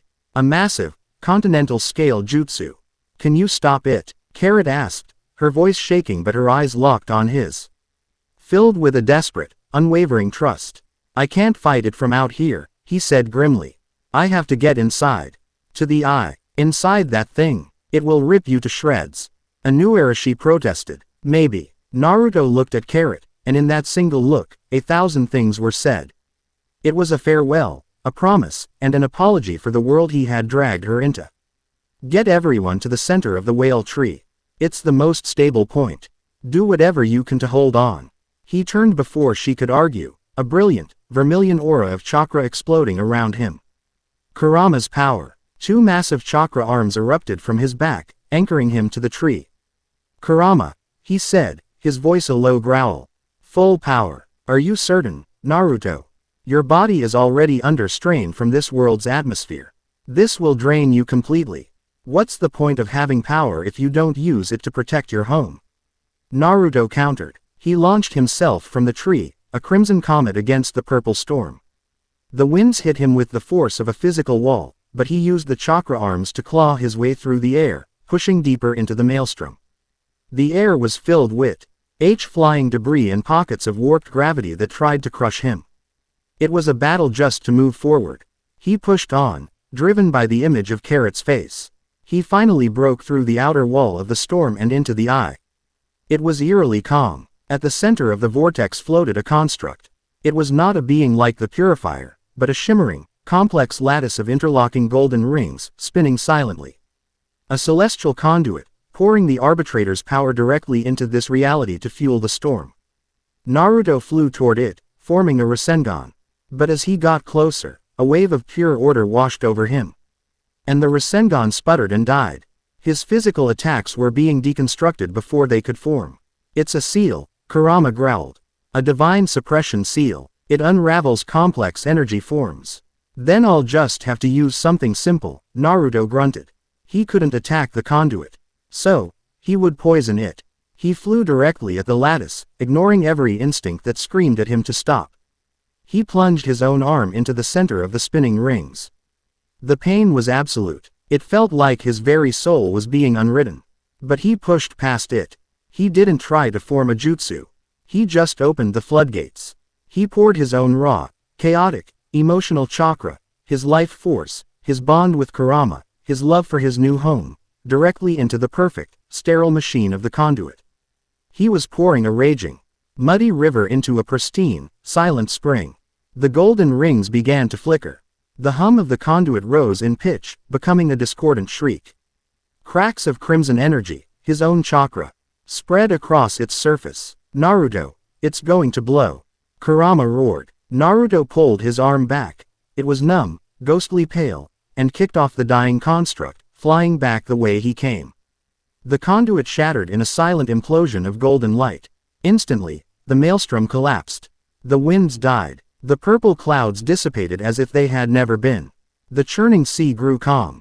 The psychic scream vanished, leaving a ringing silence in its wake. Naruto, his Kurama cloak gone, his energy reserves utterly depleted, fell from the sky. He landed in the branches of the whale tree, his fall broken by a dozen pairs of waiting arms. He was dragged back onto the balcony of the council chamber, where he collapsed. Carrot was there, dropping to her knees beside him, her hands hovering over him. Afraid to touch Naruto, he forced his eyes open, giving her a weak, tired grin. Storm's gone, he croaked. Tears streamed down her face, a mixture of terror and overwhelming relief. She threw her arms around him, burying her face in his shoulder. You idiot, she sobbed. You absolute idiot. He leaned into her, his strength failing completely, and let her hold him up. The sun was beginning to rise, casting a golden light over their battered but surviving kingdom. They had won. They had held the line. But he knew, as he felt the deep, aching drain on his very life force, that the arbitrator was just getting started. It had tested their defenses. It had tested their minds. Next, it would send a judge. Chapter 5 End. Chapter 6. The Sulong Ascension. The cost of defying a god was paid in silence. For 3 days after the maelstrom, Naruto did not wake. He lay in the royal chambers, his breathing shallow, his skin pale. The vibrant, sun-kissed energy that was his signature had been reduced to a flickering ember. He had poured too much of himself into the celestial conduit, poisoning the arbitrator's machine with his own life force. Carrot never left his side. She was no longer a queen or a warrior. She was a wife, terrified of losing her husband. She bathed his forehead with cool cloths, forced nutrient-rich broths past his lips, and spoke to him in a low, constant murmur.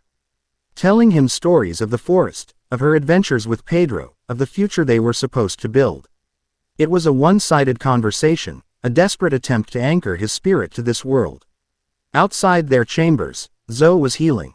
The minks, galvanized by their king's sacrifice, worked with a grim, furious determination.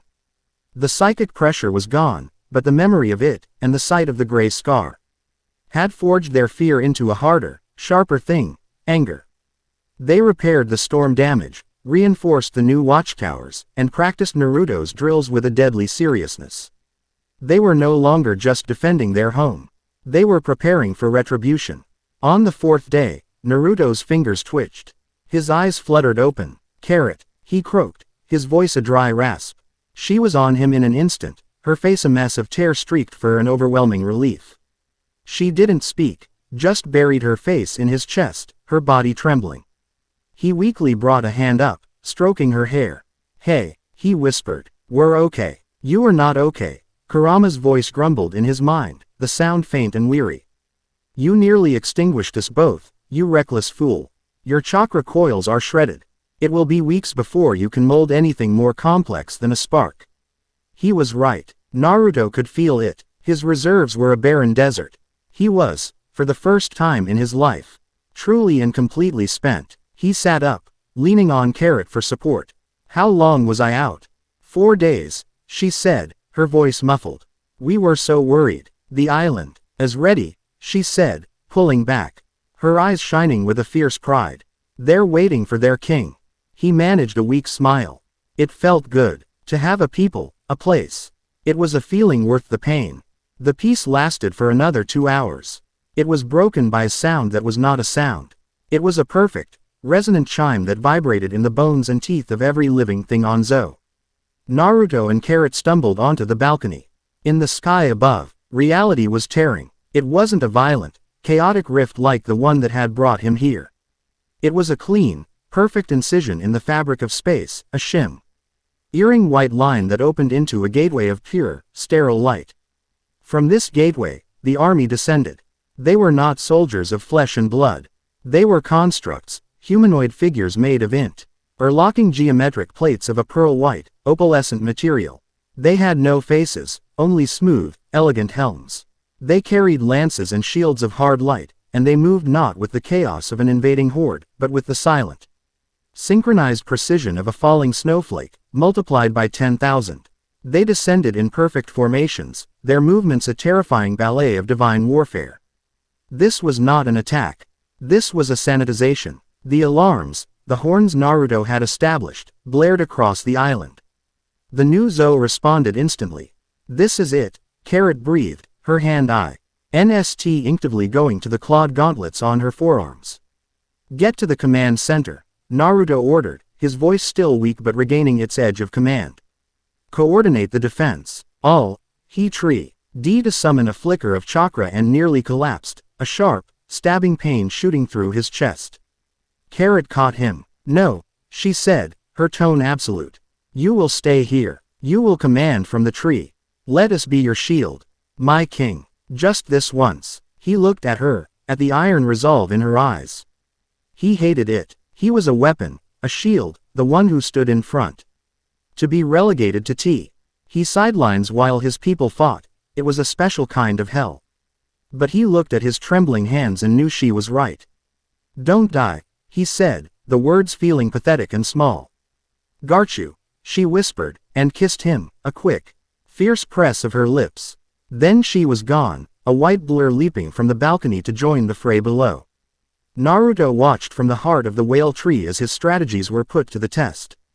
The rapid response teams, led by roaring Nekomamushi, met the first wave of constructs in the outer forests. Their attacks were brutal and effective. Claws charged, with electro shattered the pearlescent bodies. But for every construct that fell, another took its place, and the fallen ones would slowly, silently reform from motes of light, their inner machinery repairing itself. The musketeers, under Shishilian's command, were phantoms in the trees. They used Naruto's tactics, staging ambushes, laying traps, using the forest itself as a weapon. They would strike a flank, shatter a dozen constructs, and melt back into the shadows before the main force could retaliate. It was working. They were holding the line. But it was a battle of attrition, and the minks were bleeding and tiring. While the celestial army was infinite, Naruto, pacing the command center like a caged tiger, felt a strange resonance in the air. As his sage senses slowly came back online, he could feel the interplay of energies. The constructs were pure order. The minks, with their wild electro and fierce spirits, were pure chaos. And his own sage chakra, the energy of nature, felt like a bridge between the two. He felt a hum, a connection to the minks fighting below, as if their life force was a song he could almost, but not quite, hear the words too. The tide of the battle turned when the commander arrived. It descended from the rift like a falling angel, larger than the other constructs, its armor adorned with intricate, golden filigree. It wielded a greatsword of white-hot light. And it moved with a terrifying, sentient grace. It ignored the skirmishes in the forest. Its objective was clear. It cut a straight, devastating path toward Karao City, toward the whale tree. It was an assassin sent to decapitate the leadership. Carrot saw it coming. All units, converge on the commander. She yelled into the communication Den Mushi. Intercept at the city gate. She leapt from the command post. Her own claws crackling, to lead the charge herself. She was the queen. She would not hide while her people died. She met the commander at the same gate Jack had shattered. She was a whirlwind of white fur and blue lightning, her Sulong enhanced speed a match for the creature's grace. She landed a dozen blows, shattering plates of its armor. But the commander adapted. It learned. It anticipated her next move, catching her wrist in a grip of unyielding force. It raised its greatsword. Naruto saw it happen from the balcony. A primal scream of pure, helpless rage tore from his throat. Everything stopped. The strategies, the weakness, the pain, it all vanished, burned away by a single, absolute imperative: protect her.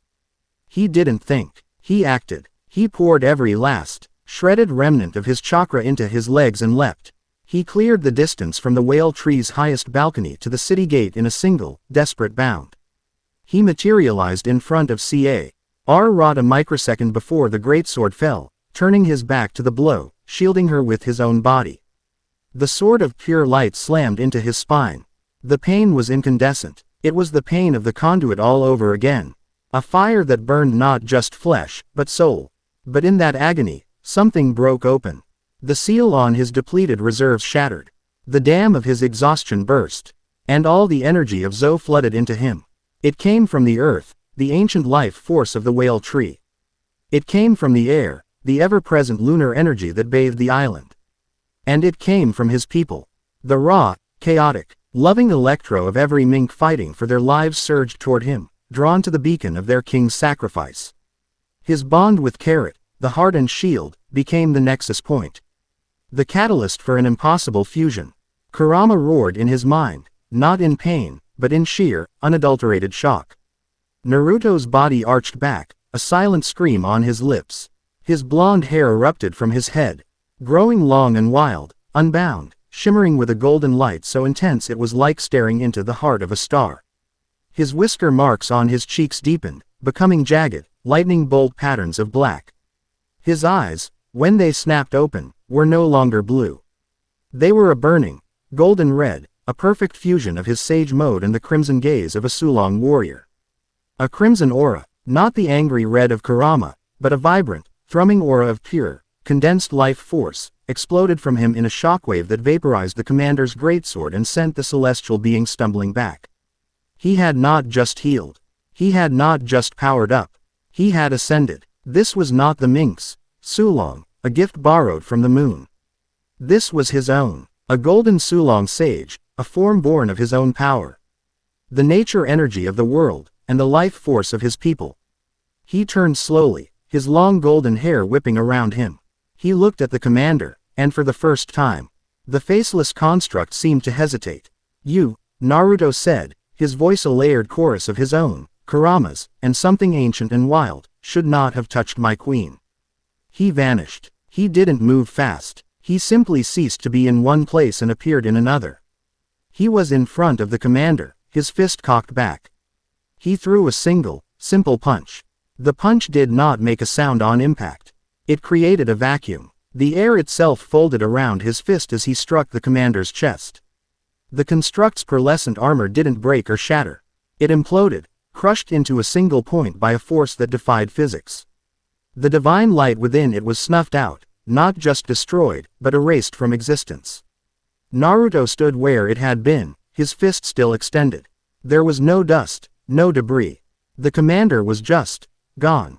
It would not be reforming. He turned his gaze to the legions of constructs still fighting in the city and the forest.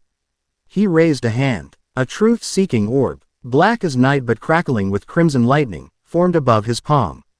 He clenched his fist. The orb exploded outward in a wave of golden red light that swept across the entire island. It was not an attack. It was a declaration. The constructs caught in the wave didn't shatter. Their inner light was extinguished. Their divine code was unwritten. They froze in place, becoming inert, lifeless statues of pearlescent white. Before crumbling into a fine, shimmering dust that was scattered by the wind. In a single, silent, brilliant flash, the battle was over. The celestial army was annihilated. A profound silence fell over Zou. The minks, battered and bleeding, stared at the dust of their enemies, then turned their gaze to the figure floating in the center of the city. Their cage was gone. In his place was a being of myth, a golden-haired god radiating a power that felt as warm and life-giving as the sun. The great white rift in the sky remained open. Naruto floated upward, his golden-red eyes fixed upon it. Slowly, a shape formed in the sterile whiteness of the portal. It was a face, colossal and impersonal, made of constellations and cold, geometric light. It was the face of the celestial arbitrator. It did not look angry. It did not look surprised. It simply looked. Its gaze fell upon Naruto, and for the first time, there was a flicker of something in that divine emptiness. Acknowledgement. It had sent its pawns, its plagues, and its armies. It had tried to correct the anomaly. Now, it understood. The anomaly was not a flaw in the system. It was a new, opposing law of reality. The celestial face faded. The rift in the sky sealed itself shut, leaving a sky of perfect, untroubled blue. Naruto slowly descended, landing softly in the crater his transformation had created. The golden aura faded, his hair retracting to its normal length, but the power still hummed beneath his skin, a permanent change.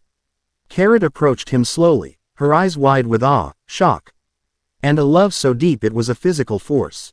She stopped in front of him, reaching out a trembling hand to touch his cheek. Naruto. He caught her hand, bringing it to his lips. "I'm here," he said, his voice his own again. "I'm not going anywhere." She surged forward, wrapping her arms around his neck, and he held her, the shield and the heart, now bound by a power neither of them could have ever imagined. They had faced a god's army and won. But as they stood in the silence, they both knew the truth. The arbitrator had only just begun to take them seriously. The war for their existence was far from over. Chapter 6 End. Chapter 7. The Pirate King and the Sage King. The world held its breath. In the days following the Battle of Zou, strange phenomena were reported across the Grand Line. Compasses spun wildly, log poses shattered, and the very currents of the ocean seemed to fall into a state of unpredictable chaos. Unnatural auroras danced in the skies above islands that had never seen them. And seasoned sailors spoke of a cold, silent hum that seemed to vibrate just beneath the sound of the wind. The arbitrator's failed invasion had left a crack in the veneer of reality, a wound that destabilized the finely tuned madness of the world's most dangerous sea. On the deck of the Thousand Sunny, Nami tore at her hair in frustration. "It makes no sense," she shrieked, tapping the glass of the ship's log pose, which was spinning like a top. One minute it's locked onto Wano, the next it's pointing straight up, and now it's just having a seizure. The magnetic fields are a complete mess. "Mybe, it's a party island." Luffy cheered from his customary seat on the Sunny's lion figurehead, his arms stretched out as if to embrace the chaos. "A sky party island, or maybe we re-sailing into the belly of a sea king that ate a compass factory," Usopp whimpered from behind a potted plant. It was Nico Robin who felt the true gravity of the situation. She stood at the railing, her hand resting on the ancient wood. Her eyes closed. She could feel it, the faint, almost imperceptible wrongness in the world's rhythm. It was a familiar sensation, a ghost of a memory pulled not from her own life, but from the crumbling, forbidden texts she had dedicated her life to deciphering. The poneglyphs spoke of eras of great upheaval, of celestial events that coincided with the calamitous end of entire civilizations. They spoke of the sky falling, not as a metaphor, but as a historical record. "There," she said suddenly, her eyes snapping open. She pointed not in the direction the log pose was indicating, but toward a patch of thick, unnaturally dense fog that was churning on the horizon. "That is not a weather pattern. It's a shroud." Robin Kwan is so decisive. Sanji swooned, appearing at her side with a tray of colorful drinks. Zoro, who had been napping against the mast, cracked an eye open. Trouble, he grunted, his hand already on the hilt of his swords. Always, Robin replied with a serene, enigmatic smile. Guided by her intuition, the Thousand Sunny plunged into the fog bank. The world became a disorienting swirl of gray. The air grew cold. Then, as suddenly as they had entered it, they broke through, and saw the elephant, Gee Ant, Luffy, Usopp, and Chopper screamed in unison, their eyes bugging out of their heads. Zunisha walked through the sea before them, its sheer scale a defiance of all logic, and upon its back, a lush, vibrant island teeming with life. That's Zo, Nami breathed, recognizing it from her maps, but the reality was far more incredible than any chart could convey. But what is it doing here? It's thousands of miles off its known route. Before anyone could speculate further, a cannonball fired from the island's base whistled past their ship. It was a warning shot. Stop that, Luffy yelled, inflating his cheeks. We're friendly pirates. That's a contradiction in terms, you moron. Sanji snapped, kicking him in the back of the head. A figure leapt from the back of the colossal elephant, descending with impossible speed. It was a white blur that landed on the deck of the Sunny with a soft thud, a cloud of carrot-colored sparks dissipating around her. It was Carrot, garbed in the uniform of a royal scout, her expression serious and wary. Identify yourselves, she commanded, her hand crackling with electro. This is the sovereign territory of the Kingdom of Zo. State your purpose or be treated as hostile. Sanji immediately turned into a noodle-limbed heart eyes emoji. A beautiful rabbit princess has graced us with her presence. Carrot's ears twitched. She recognized the curly-browed chef and the green-haired swordsman from her brief time stowing away on their ship. Her defensive posture softened slightly. Straw Hats, the one and only, Luffy declared, appearing beside her. He grinned his trademark, world-spanning grin. We're looking for our samurai friends. You seen 'em? Carrot's eyes widened. She had heard the stories from the dukes. You're Monkey D. Luffy. Yup, future king of the pirates. At that moment, another figure descended from Zunisha. This one was not a blur of white, but a comet of gold. He landed on the deck with a force that made the entire ship groan, cracking the wood beneath his sandals. He stood up, tall and confident, a tattered orange jacket over a black shirt. His blonde hair whipping in the wind. A crimson aura, faint but palpable, pulsed around him. The world seemed to tilt on its axis. Luffy's grin vanished, replaced by an expression of pure, dumbfounded shock. His jaw dropped. Usopp's eyes rolled back into his head and he fainted. Nami gasped, her hands flying to her mouth. Sanji dropped his tray of drinks, the glass shattering unnoticed. Zoro, for the first time in years, was so surprised his hand slipped from his swords. The figure's blue eyes scanned the crew, a slow, disbelieving smile spreading across his face. No way, Naruto Uzumaki breathed. Luffy, Naruto Luffy screamed, the sound a mixture of a dozen emotions. He stretched his arms, wrapping them around Naruto's midsection 5 times, and catapulted himself forward, slamming into his dimensional lost friend with the force of a cannonball. The two of them crashed against the mast, laughing like idiots. I thought you were dead, Luffy yelled, squeezing the air out of Naruto. There was a big flash and you and spiky hair were just gone. I thought I was dead. Naruto laughed back, pounding Luffy on the back. What are you doing here? How did you find this place? The reunion was a chaotic explosion of joy and confusion. Questions were fired back and forth like bullets. Naruto was introduced as the King of Zo, a fact that made Luffy's eyes sparkle with excitement. Carrot was introduced as the Queen, which sent Sanji into another paroxysm of adoration. The Minks, seeing the Straw Hats were friends, welcomed them with open arms, and soon the NNY was docked and the crew was being given a whirlwind tour of Kurao City. Luffy was ecstatic. A king who could punch giant monsters. Talking animal people, an elephant the size of an island. It was the greatest adventure he could have possibly imagined. But amidst the joyous reunion, Nico Robin was watching Naruto. She saw the new, profound power humming beneath his skin. She saw the way he carried himself. The weight of a crown on his shoulders. And she felt the energy signature radiating from him, the strange, otherworldly chakra. It matched the faint, discordant hum she had felt from the world itself. That evening, In the Royal Council chamber, the true gravity of the situation settled. Naruto and Carrot explained everything: the celestial arbitrator, the watcher, the purifier, the constructs. A god that wants to erase you because you're not from this world. Usopp trembled, turning a pale shade of green. It's a being of absolute order, Naruto explained grimly. It sees my existence, my very chakra, as a bug in the system. And it will keep sending exterminators until the bug is squashed. Robin stepped forward, her expression more serious than anyone had ever seen it. She placed a hand on the gray, unmade stone of the scar that still ran through the city. This energy signature, I have seen it before, she said, her voice a low hush. In the margins of a poneglyph recovered from Ohara. It spoke of the great cleansing that preceded the void century.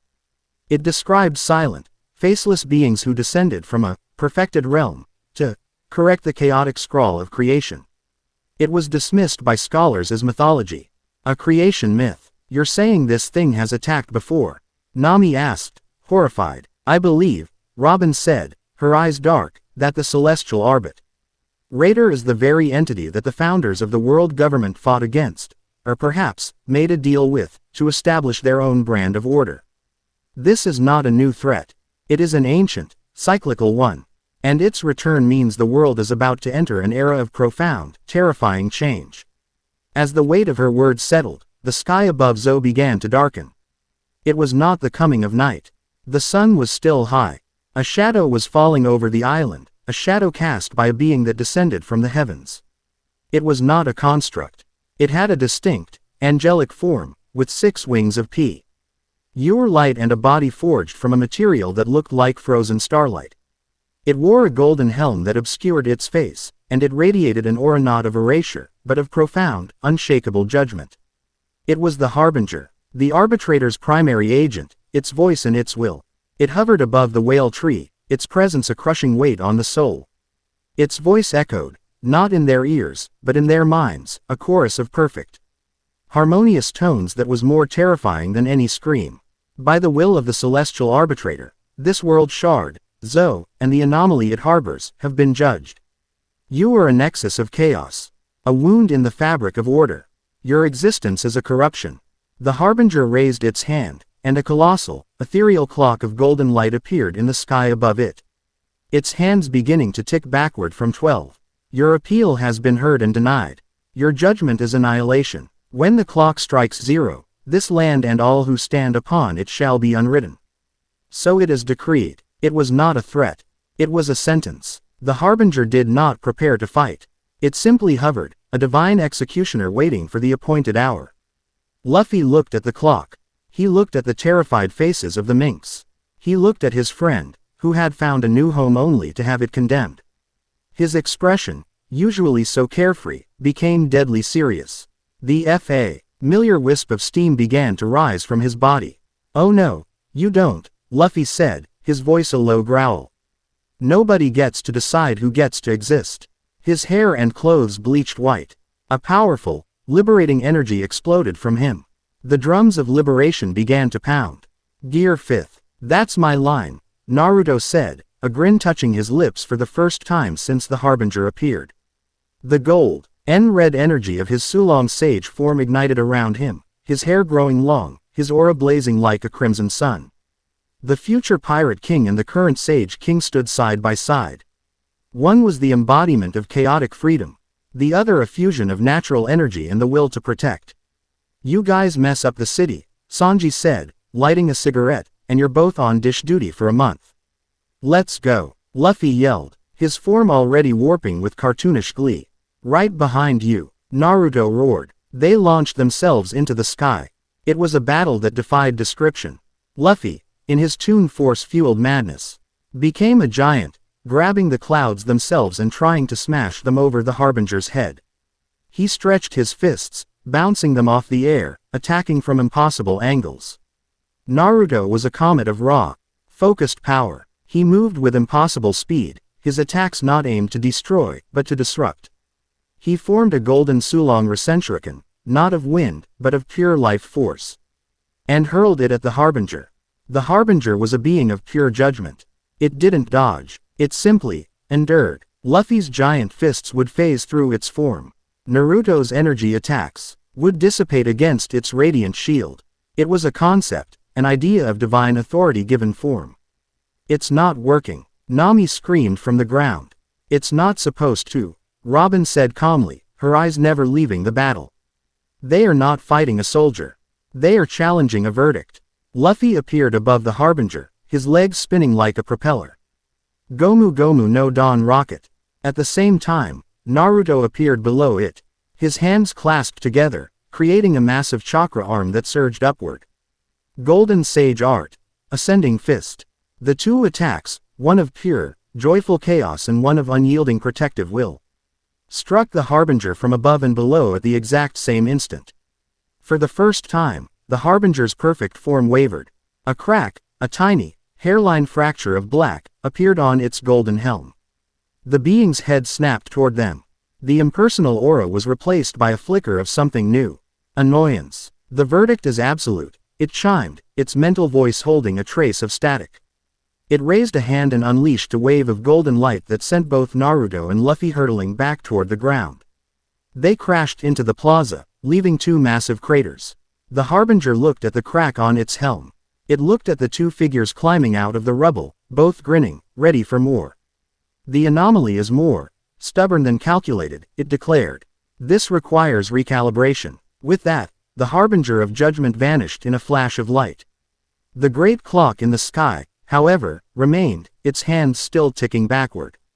It had 6 hours left. The Harbinger had been forced to retreat, but the sentence still stood. Naruto and Luffy stood together in the wreckage, bruised but undeterred. The rest of the Straw Hats and the Minks gathered around them. So, Usopp said, his entire body shaking, Plan B. Naruto looked at Luffy, a new, daring, and utterly insane idea forming in his mind. It involved the Thousand Sunny, a whole lot of chakra, and taking the fight to the enemy. Yeah, Naruto said, his grin matching Luffy's. I've got a plan. An alliance was forged not in a council chamber, but in the crater of a shared battlefield.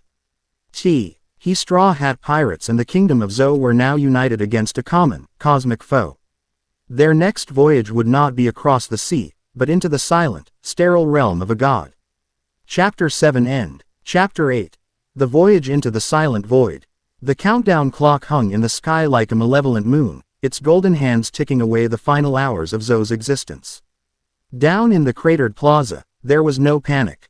The Harbinger's tactical retreat had not brought relief, only a grim, terrible clarity. The enemy could be hurt. The verdict could be challenged. So, what's this grand plan? Sanji asked, lighting a cigarette, his voice tight with tension. Because, punch it, till it goes away, seems to have hit a snag. Naruto looked at the Thousand Sunny, docked peacefully beside the great trees. Then he looked at Frankie. Your ship, is it durable? Frankie struck a pose, his metal body gleaming. The Thousand Sunny is a super ship. Forged from the sacred atom wood, it has weathered the angriest seas and survived 1,000 battles. Quote, good, Naruto said, a wild, dangerous glint in his eye. Because we're not going to sail it on the sea. We're going to sail it through the sky. The assembled crew stared at him. Through the sky. Where the angry clock god lives.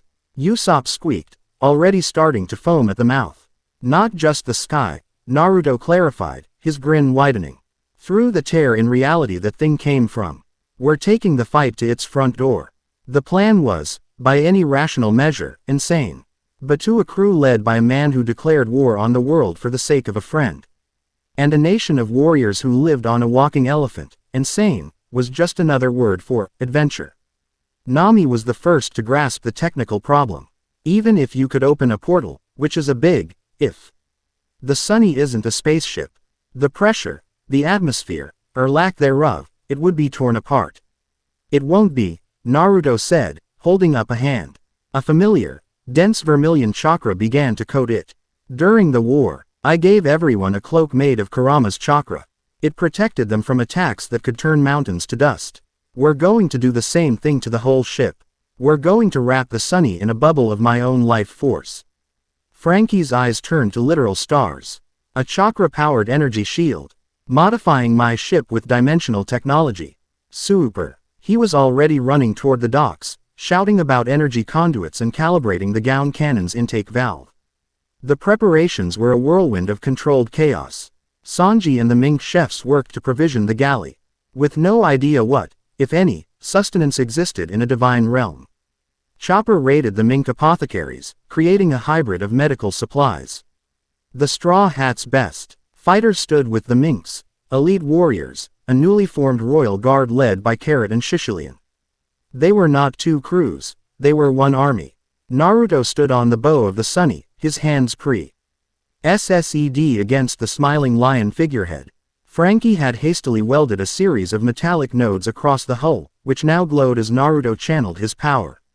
The golden-red energy of his Sulong sage form bled into the atom wood, coating the ship in a shimmering, crimson aura. The vessel seemed to hum, alive not just with its own Cloboterman spirit, but with the power of a Jinchuriki king.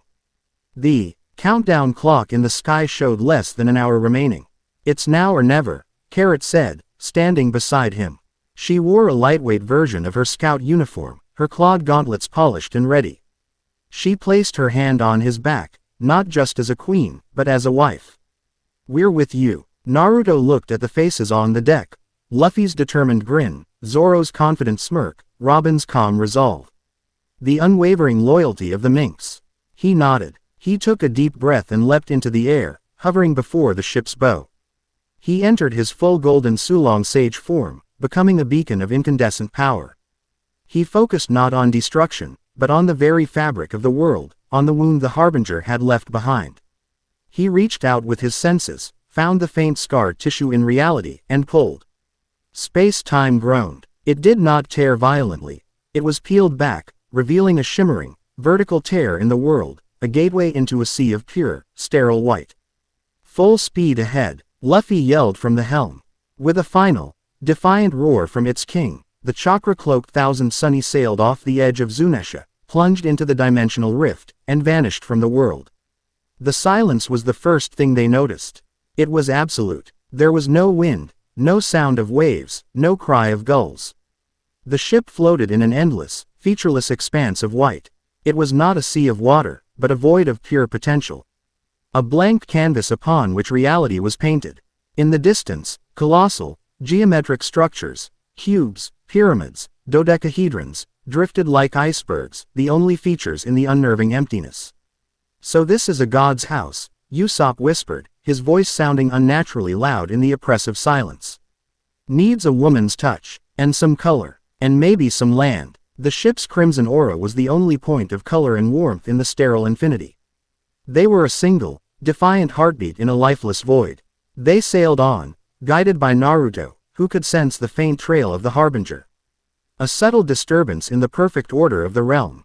The journey was tense, the crew on high alert, but for hours, nothing happened. It was in this strange, quiet interlude that Naruto and Carrot found a moment alone. They stood at the stern, looking back at the swirling, chaotic colors of the portal that was their only way home. "Are you scared?" Carrot asked, her voice barely a whisper. "Terrified," Naruto admitted without hesitation. He looked at his hands, which were steady, but he felt the tremor deep inside. "Back home, I always knew what I was fighting for. To be acknowledged, to protect my friends, to bring Sasuke back. It was simple." He looked out at the white void. This is different. I'm not just fighting for a village. I'm fighting for the right of a whole world to be messy and imperfect. I'm fighting a concept." He turned to her, his golden red eyes softening. "But mostly, I'm terrified of losing this. Of losing you." Carrot reached up and touched the whisker marks on his cheek. "When I was a little mink, Pedro told me that the bravest warriors aren't the ones who aren't afraid. They're the ones who find something they love more than their fear." She leaned in, resting her forehead against his. "I was afraid my whole life. Afraid of Jack, afraid of losing my home, afraid of being alone. But I'm not afraid anymore. Because whatever this place throws at us, we face it together." It was a simple declaration, but it settled the storm inside him. He was no longer the lonely Jinchuriki boy, or the solitary hero. He was a husband, a king, a partner. He leaned in and kissed her, a quiet, profound moment of warmth in the cold, endless void. This was the future they were fighting for. A future where they could have quiet moments like this, without a countdown clock hanging over their heads. He thought of the child she was now carrying, a secret they had shared only the night before the wedding. A new life, a fusion of their worlds, that had not even had a chance to begin. The thought hardened his resolve from diamond to something unbreakable. Their moment was shattered by a chime. It was the same resonant, bone-deep sound as the construct's arrival. But this time it came from all around them. The white void ahead began to ripple. Shapes coalesced from the nothingness. These were not the faceless, humanoid constructs. These were the realm's antibodies, its natural defense system. Celestial beasts forged from the same crystalline, opalescent material, but in the shapes of twisted, geometric animals. A pack of multi-limbed wolves with sword-like legs. A great serpent made of interlocking cubes that undulated through the void. A flock of razor-winged birds that moved in perfect, deadly formations. The sentinels. Enemy craft sighted. Frankie bellowed from the helm. Looks like the welcoming committee is here. Yosh. Luffy yelled, cracking his knuckles. Finally, some action. The battle was joined. The Thousand Sunny became an island of chaotic warfare in a sea of sterile order. Frankie, his eyes wild with excitement, diverted some of Naruto's chakra flow. Here's a little something I've been working on. Chakra enhanced. Radical beam. A torrent of crimson and green energy erupted from the Sunny's mouth, vaporizing a dozen of the crystalline wolves. Zoro leapt onto the railing, 3 swords drawn. Ashura, he roared, his 9-sword demonic aura flaring as he clashed with the great serpent, his blades screeching against its crystalline hide. Sanji was a blur of black, his diable Hambi, leaving arcs of fire in the white void as he kicked the heads off the razor-winged birds, his leg glowing like a miniature sun. The minks, led by Carrot, leapt from the ship, their forms beginning to shimmer. They couldn't achieve a full Sulong transformation here, but the ambient lunar energy from Naruto's own form was enough to grant them a powerful, half-Sulong, state, their claws and fangs elongating, their speed doubling. They tore into the celestial beasts with a feral, joyous fury. Luffy, in Gear 5th, was a force of pure, joyful mayhem. He grabbed a sentinel wolf, turned its body into rubber, and used it as a slingshot to fire another one into the cube serpent, causing a chain reaction of shattering light. Robin stood on the deck, a serene smile on her face. Cian Fleur.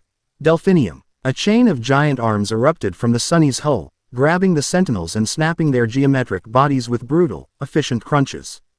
Naruto and Carrot fought back to back on the lion's head, a perfect, synchronized unit.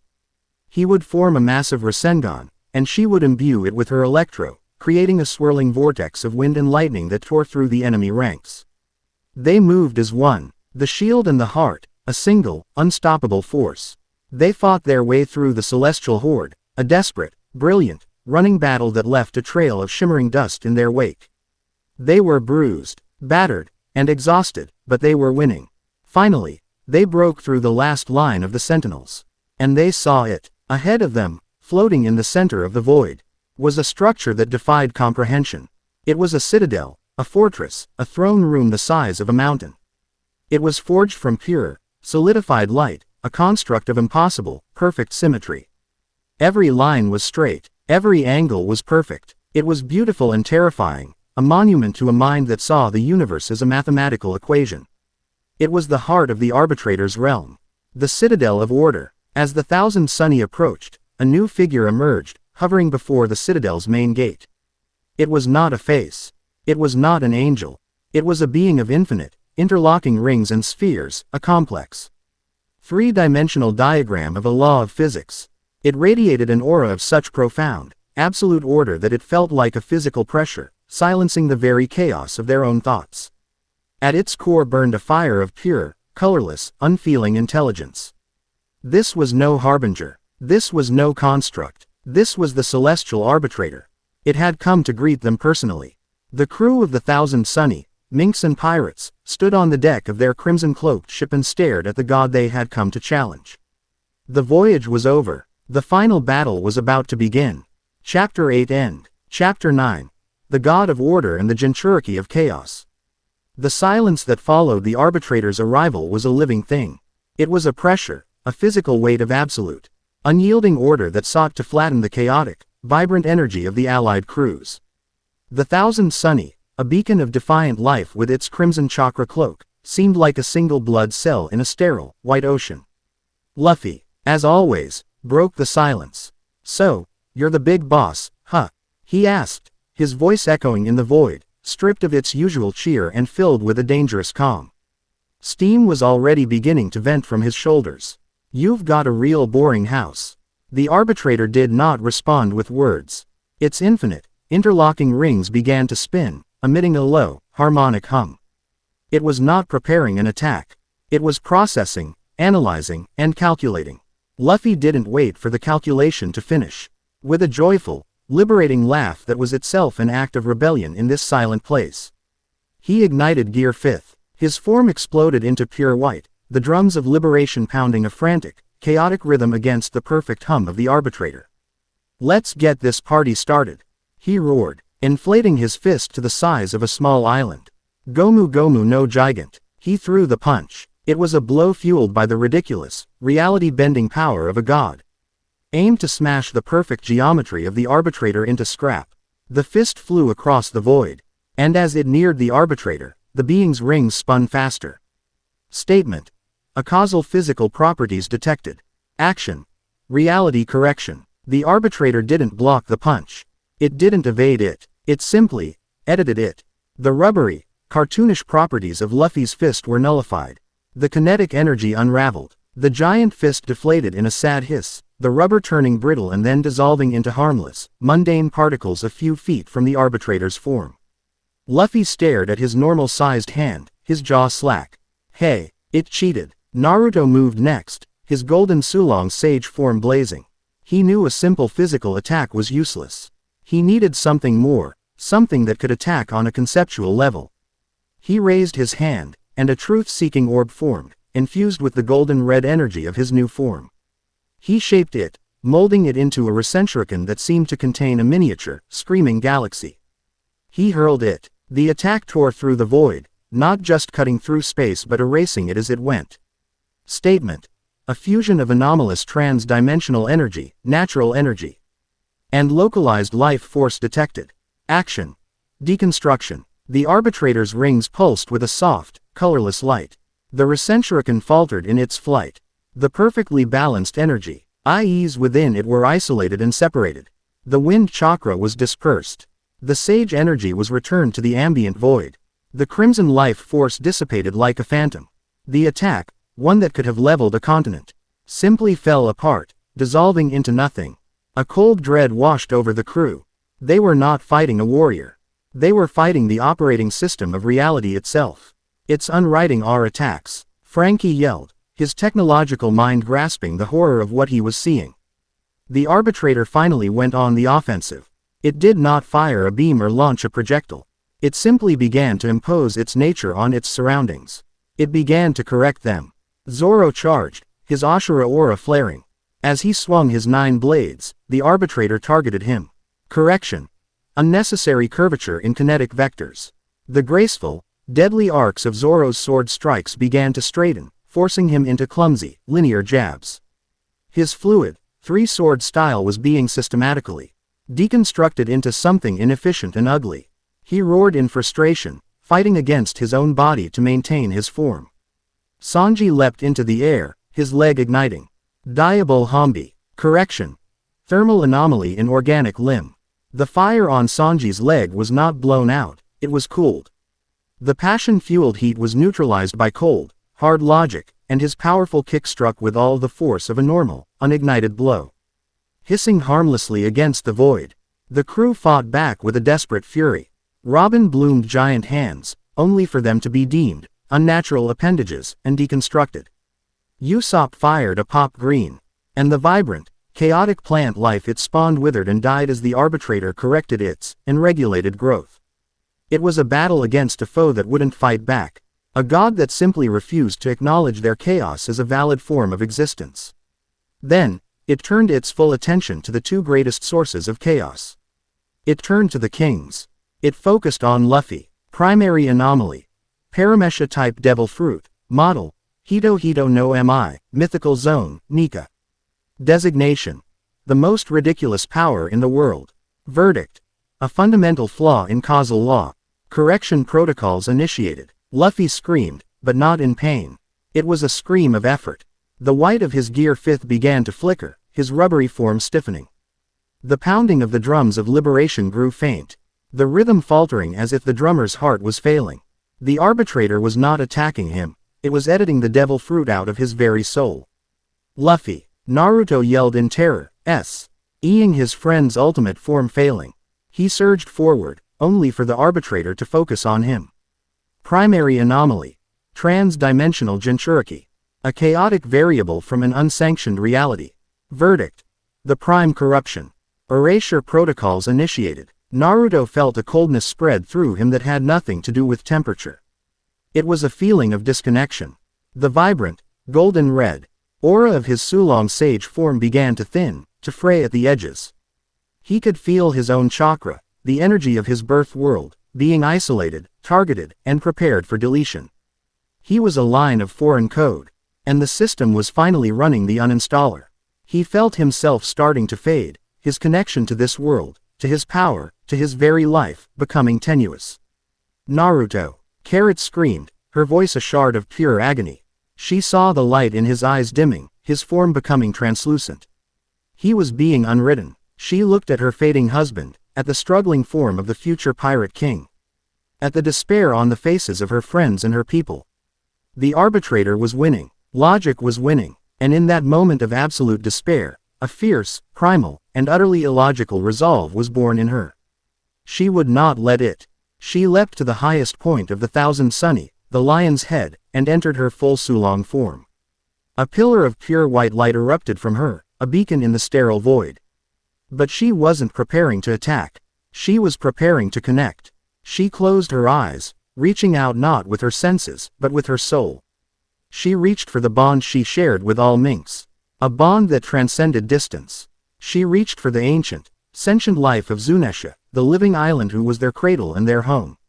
Hear me. Her thoughts were not a shout, but a prayer. A desperate plea broadcast across dimensions. Zo, my people, your king is fading. He is giving his existence for us. We asked him to be our shield. Now, we must be his heart. On Zo. Under the light of the countdown clock, the minks stopped their frantic preparations. They felt it, a call from their queen. They looked up at the sky, and they understood. They did not hesitate. From the smallest child to the great dukes, they all reached inward, to the core of their being. They gathered up their life force, not the electro they used for combat, but something deeper. Their stubbornness, their loyalty, their memories of joyous feasts and shared sorrows, their love for their families, their fierce pride, their grief for lost comrades, their boundless hope for the future. Their collective, messy, beautiful, chaotic will to live, and as one, they offered it up.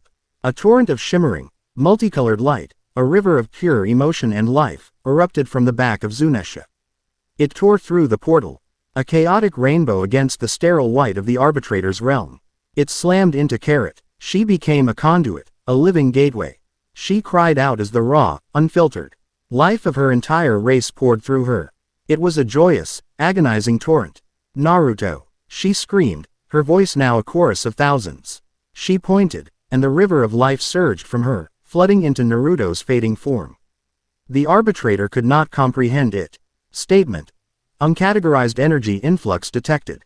Composition.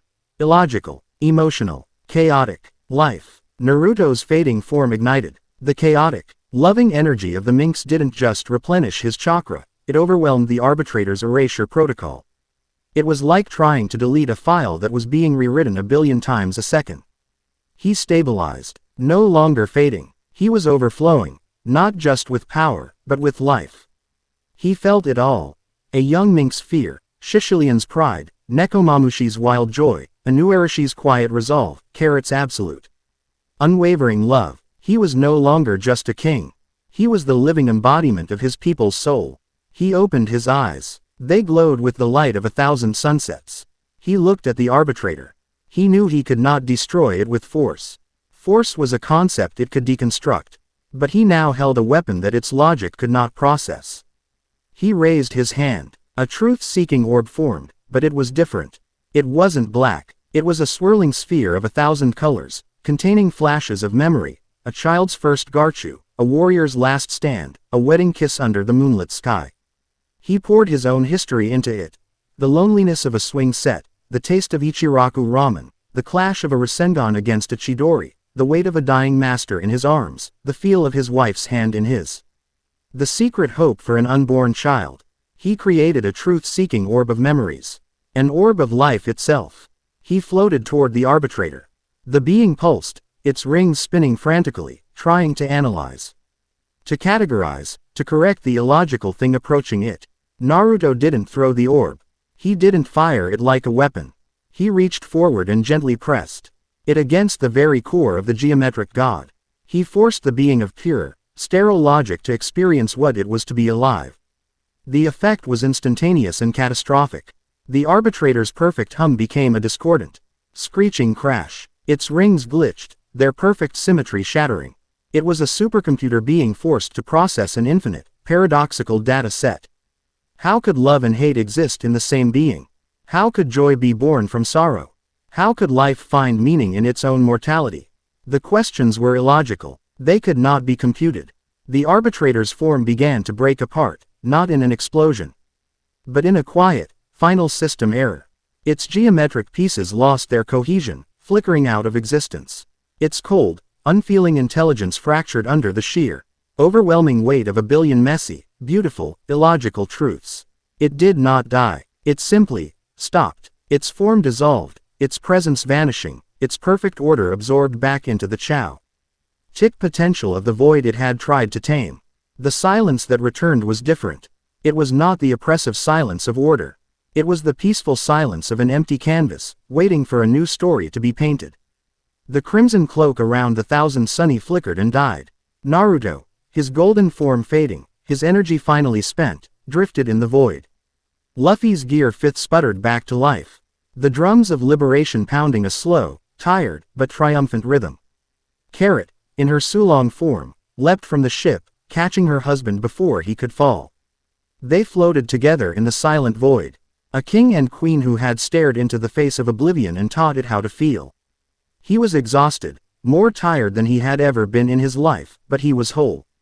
He was home. He looked at Carrot, at the crew of the thousand sunny gathering at the railing, at the shimmering portal that led back to their world, and he smiled. They had done it. They had won. Chapter 9 End.